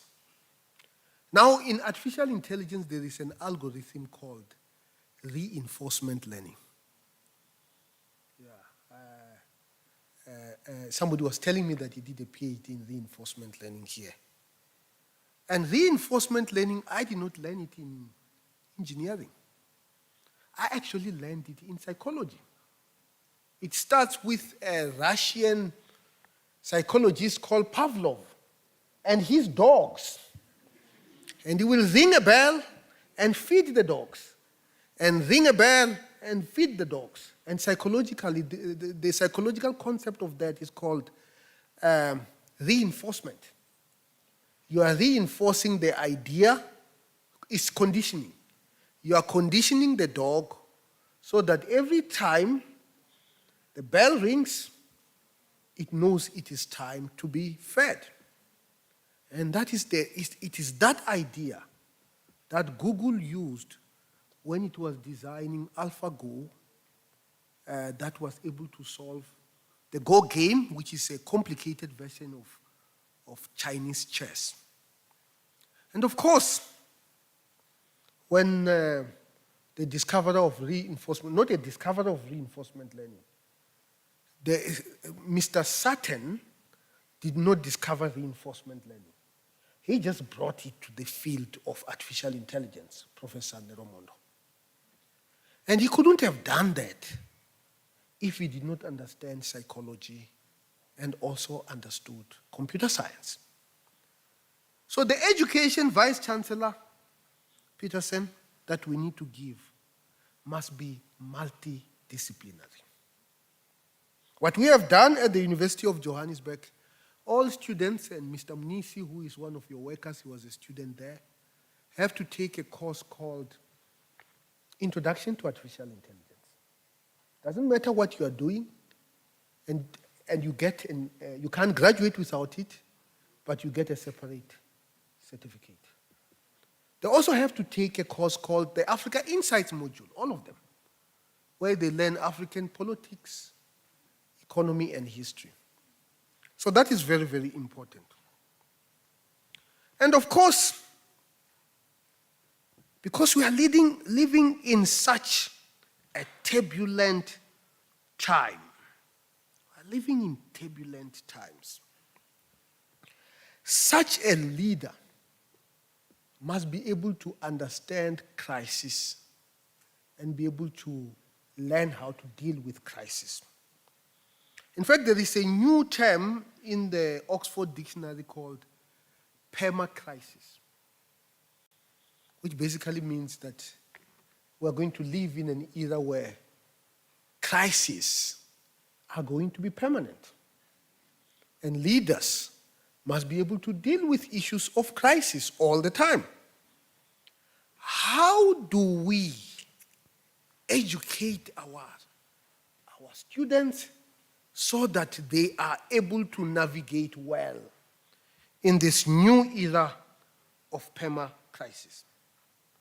One of the things that we have done in order to get our students to be able to learn to deal with complex issues that are out of the ordinary is a project that we call Africa by Bus, where we have taken 15,000 of our students by bus to the rest of the African continent. We have taken them to Lesotho, not too far from here. Lots of cultural affinity with South Africa, so they don't learn much. We have taken them to Swaziland, a great deal of cultural affinity with South Africa, so they learn, but they don't learn much, by bus. We have taken them to Botswana, again, culturally very close to South Africa, and we took them to Namibia, which starts to become different. Even the languages start to become difficult to understand, by bus. And many of them were in a desert for the first time in their lives. In fact, over 95% of the students we have taken by bus had never had passports before. We have taken them to Mozambique. Different paradigm, given the fact that they were colonized by the Portuguese. How in the world anybody can be colonized by the Portuguese? It's a mystery that they need to untangle. And of course, when they were in Mozambique, they actually got COVID. And the difficulty of moving from one country to another, if you have COVID, became a reality for them. It became a crisis that needed to be done. You couldn't quite travel if you knew you were, and they were on the other side. I was happy that they were on the other side because it deepened the crisis. And the whole thing was for them to learn that when things are going well, a crisis can just emerge from nowhere, and you have to learn to deal with it. We have taken them to Zimbabwe by bus. We have taken them to Zambia by bus. We have taken them to Kampala by bus, to Kigali by bus. And many of them were telling us stories about how in Kampala they can hear people speak. People can't really speak about them without them knowing. And of course, it starts telling them that maybe these languages were the same before. And for those who like evolution, the concept of evolution of languages, because of geographic movement, becomes an interesting proposition. And one of the topics that have not been done in an era where we have to digitize African languages. So these are the things that we need to do, to the culture that we need to inculcate. The other culture that we need to inculcate is the culture of being adaptive. One of the most misquoted person is Charles Darwin. Because many people, when we talk about Charles Darwin, they say the survival of the fittest. But if I were to quote him, he himself, he says, and I quote, "It is not the strongest." He did not say it is the strongest. He said it is not the strongest of the species that survives, nor the most intelligent that survives. It is the one that is most adaptable to change that is going to survive. So it's not the survival of the fittest. It is the survival of the most adaptive amongst us that are going to thrive. And of course, there are many things that we need to do. Speaking multiple languages is a good attribute if you want to inculcate the culture of adaptability. And one of the things that I like about South African campuses is the number of languages that are spoken on our campus. Francis, I don't know whether you have the figure here at UFS. How many languages are spoken?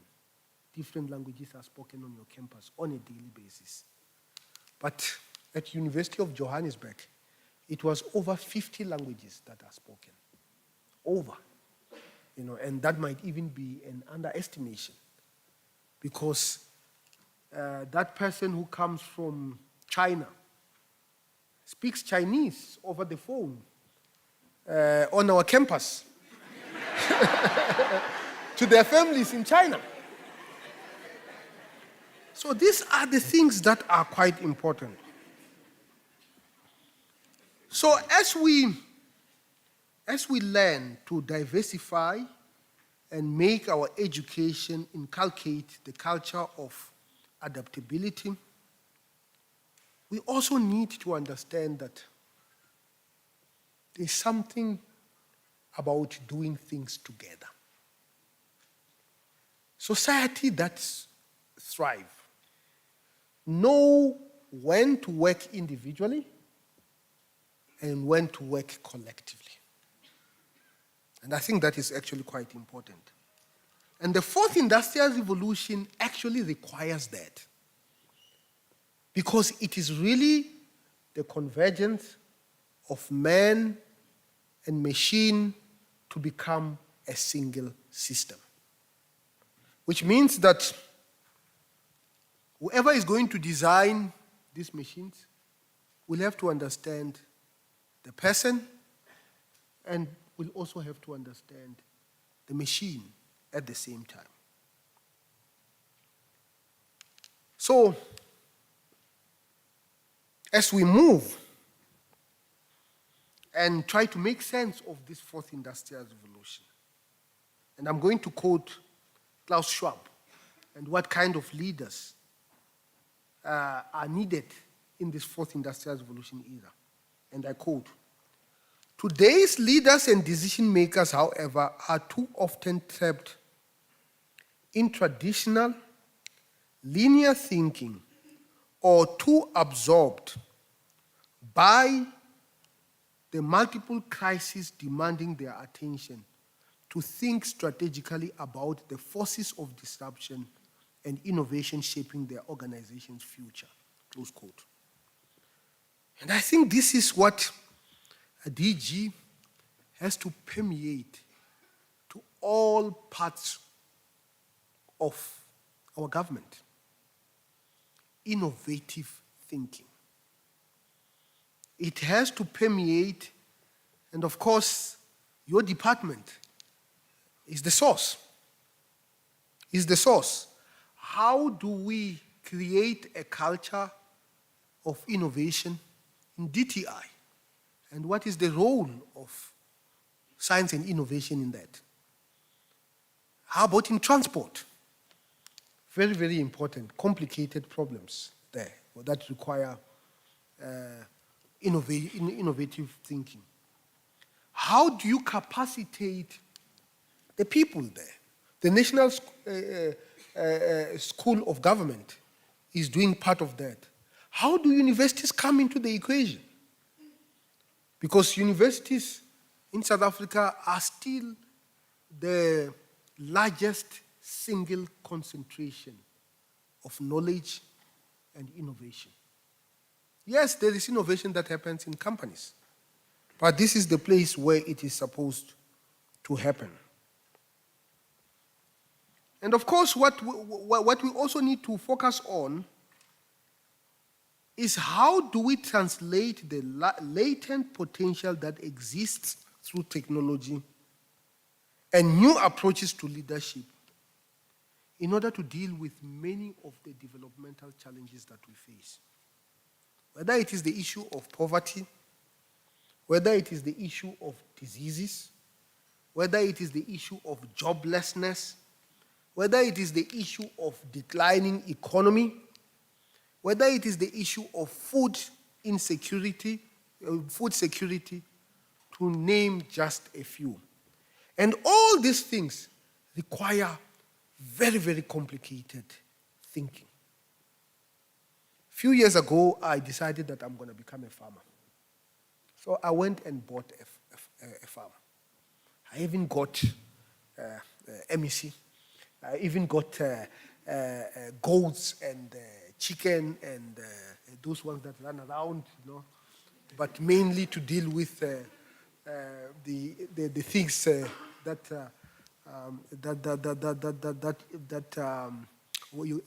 ants that, I don't know what you call them, that you see on my goats. And I never realized how complex agriculture was. I mean, you know, issues of inbreeding becomes an issue. I did not know about that. I did not know about inbreeding, you know. And every first Thursday of the month, there is an auction. So I went and bought, and somebody who is quite experienced in that era asked me, says, "Did you talk to a vet of the area?" I said, "Why? I had no, I had no animals that were sick." I said, no. That's the man who knows which stock is good, which stock is not good. Because when they are sick, he's the one who deals with them. That is why he's normally the most successful farmer in the area. You know, lesson number one. Then I hear that my goats are dying because of something called heavy water. What is heavy water now? You know, in a nuclear reactor, we know about heavy water. Now, what is nuclear science has to do with goats? And then later on, we heard that there was some plant that was poisonous. It's actually something that really requires science.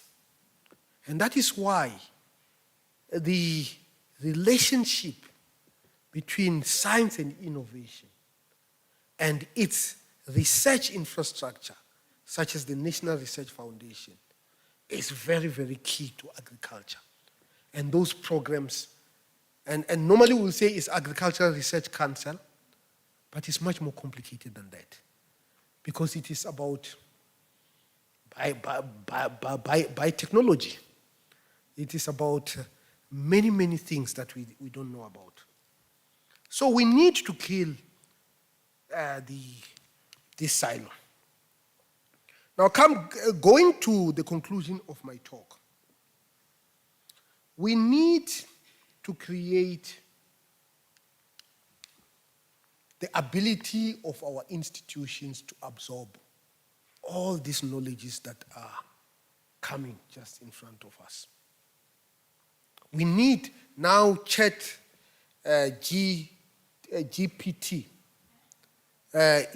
It's a big deal.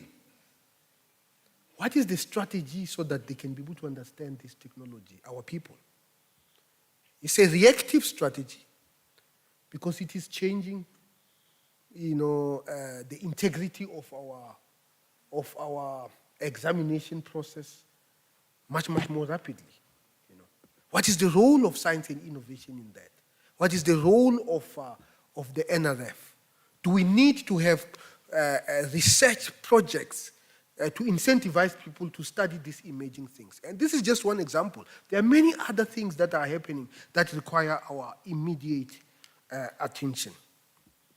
And of course, as I ease to the United Nations in Japan and start greeting people with the words konnichiwa, and start saying arigato gozaimashita instead of kialiwa. I wish all of you all the best as I go and work in the world. And I'm confident that we have everything that it takes for us to be able to deal with the problem. Now, in summary, what kind of leaders do we need to navigate this? I've talked about reading. I've talked about multidisciplinary thinking. I've talked about innovation. I've talked about the ability to understand science and technology, DG. I've talked about the ability to react quickly to the developments that are happening around us, adaptability. The second question, what kind of education do we need to ensure that the changes happening around us does not consume us into irrelevance, but we are part of, we benefit from it? I've talked about multidisciplinary education. That is diverse. The internationalization of our campuses is not a luxury, but a necessity. The ability to show our students what is happening across the board is very, very important. You can't come and study in the Free State and never visit Lesotho, for example, and so on and so forth. How do we ensure that there is equitable contribution to climate change? And I say this because in South Africa today there is a big debate between coal and renewable, IPPs. I don't think it is a helpful debate. We will have to do a just transition. We will have to be innovative. One of the things that we have done at the University of Johannesburg, 20% of our power is actually from solar. So when you come where you see where we park the cars, on top is solar panels. And we found out that the payback time is 2.9 years. In less than 3 years, you recoup your investment. It's actually a mix.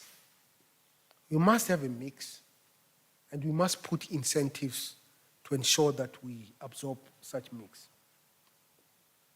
On the issue of global peace, what is to be done? What is our role? Africa has many conflicts, of course. How does it come into our research agenda to make sure that we deal with issues of peace in a rational way? How do we educate our leaders so that they understand the importance of peace? I tell my SRC leaders, and one of my former presidents, Mr. Mnisi, is here, that one of the things that I used to emphasize to the SRC, that you are not preparing yourself to be a leader if your every statement starts with, "We demand." You are not leading. You have to be part of the solution. And you have to understand that the world is so complex that you have to negotiate, not demand. And of course, if you become a leader, you will realize very soon that certainly globally, what you demand, you don't get. But what you negotiate, but you can negotiate a good deal for your people if you hone the skills of negotiating, which starts with understanding problems in all their complexities. I thank you very much. And in closing, I'm going to quote the former president of the United States, John F. Kennedy, who once said, and I quote, "Leadership and learning are indispensable to each other." Close quote. In this era, this is a mantra we must repeat and personify. This is how we ensure that 21st century leaders can succeed. I thank you very much. Kia leboha.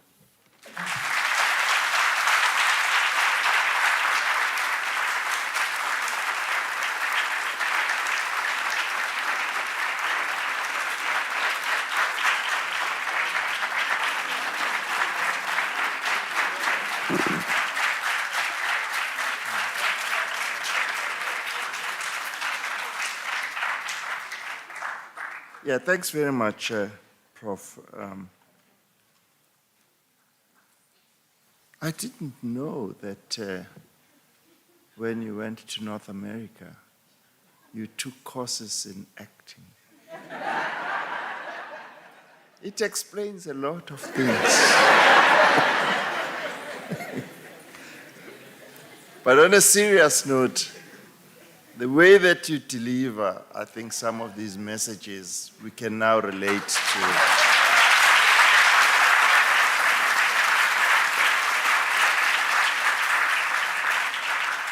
to the acting. So from us as a Department of Science and Technology, we're taking a couple of messages from what you've shared with us today. The first one is our role in government as a Department of Science and Innovation. Fortunately, in the new decadal plan, we've started to script some of the things that you've talked about. We hope that as you sit on the other side of the world, you will hold us to account to some of those things, modernizing agriculture. We'll probably go and look at your goats as part of that modernization of agriculture, modernization of mining. We had an excellent discussion with Francis. So we take that message, but also the role of encouraging innovation within government. It's a very, very important role that we have to play. I am frustrated myself about a couple of things. I recently went to country X, and I nearly missed my plane because the queue for the non-citizens of the country, we had to queue and our passports were manually processed. And I could see with envy on the left-hand side the citizens who presented themselves, and the camera would read their facial recognition, and they would put the passport, and the triangulation just opened the gate, so they were processing it twice the speed of what was happening. Now, those things are not rocket science anymore in South Africa. Same with the renewal of... so we'll continue to take that message of the role that we can play. The second one, of course, with the NRF is how, as this community, we need to expose our students to a new way of learning and the new way of teaching them. So I think we'll also take that, and of course the number of vice chancellors here, the CEO of the NRF, including the internships of bringing them in our institutions when they come and spend a year or two. So I suggest maybe what you're saying is that we should start them from cleaning the toilets all the way up to coming to the CEO's office. But on a serious note, I think we take that very, very important message on how the one that I'm not able to figure out how we're going to do is to transmit the message of the leadership. I think outside this table, I think we are fine. But I'm not so sure how we will translate that leadership message above ourselves. But we'll figure out how to do that, especially the reading part.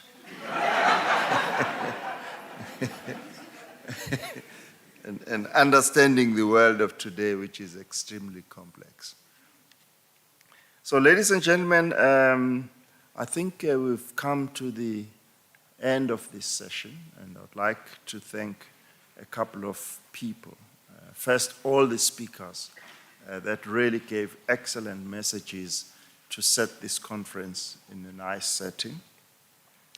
I also like to thank the local organizing committee. We've already been alerted that they've done great work.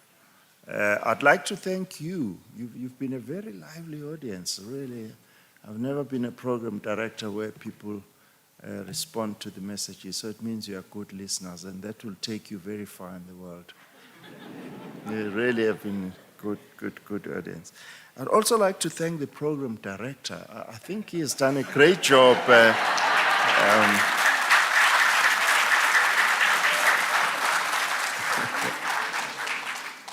So now we're really moving into the ceremony that I talked about. Oh, by the way, I think I'd also like to thank their colleagues on the other side. I've never seen an opening ceremony with no glitches on the sound system and everything else. So thanks to the rest of the support team. So we're going then to the honor of the two profs or colleagues who passed on. The first is Professor Martin de Wet, who we all know, spent a number of years in a number of universities and Earth System Science, and Professor Bob Scholes, of course, in the last days he was at Wits University, but he also spent time at the CSIR. May their souls rest in peace. I did say that even though the ceremony would be about the planting of the trees here at the university in honor of them, I've also been alerted of two other individuals that we can take advantage of this ceremony to also honor.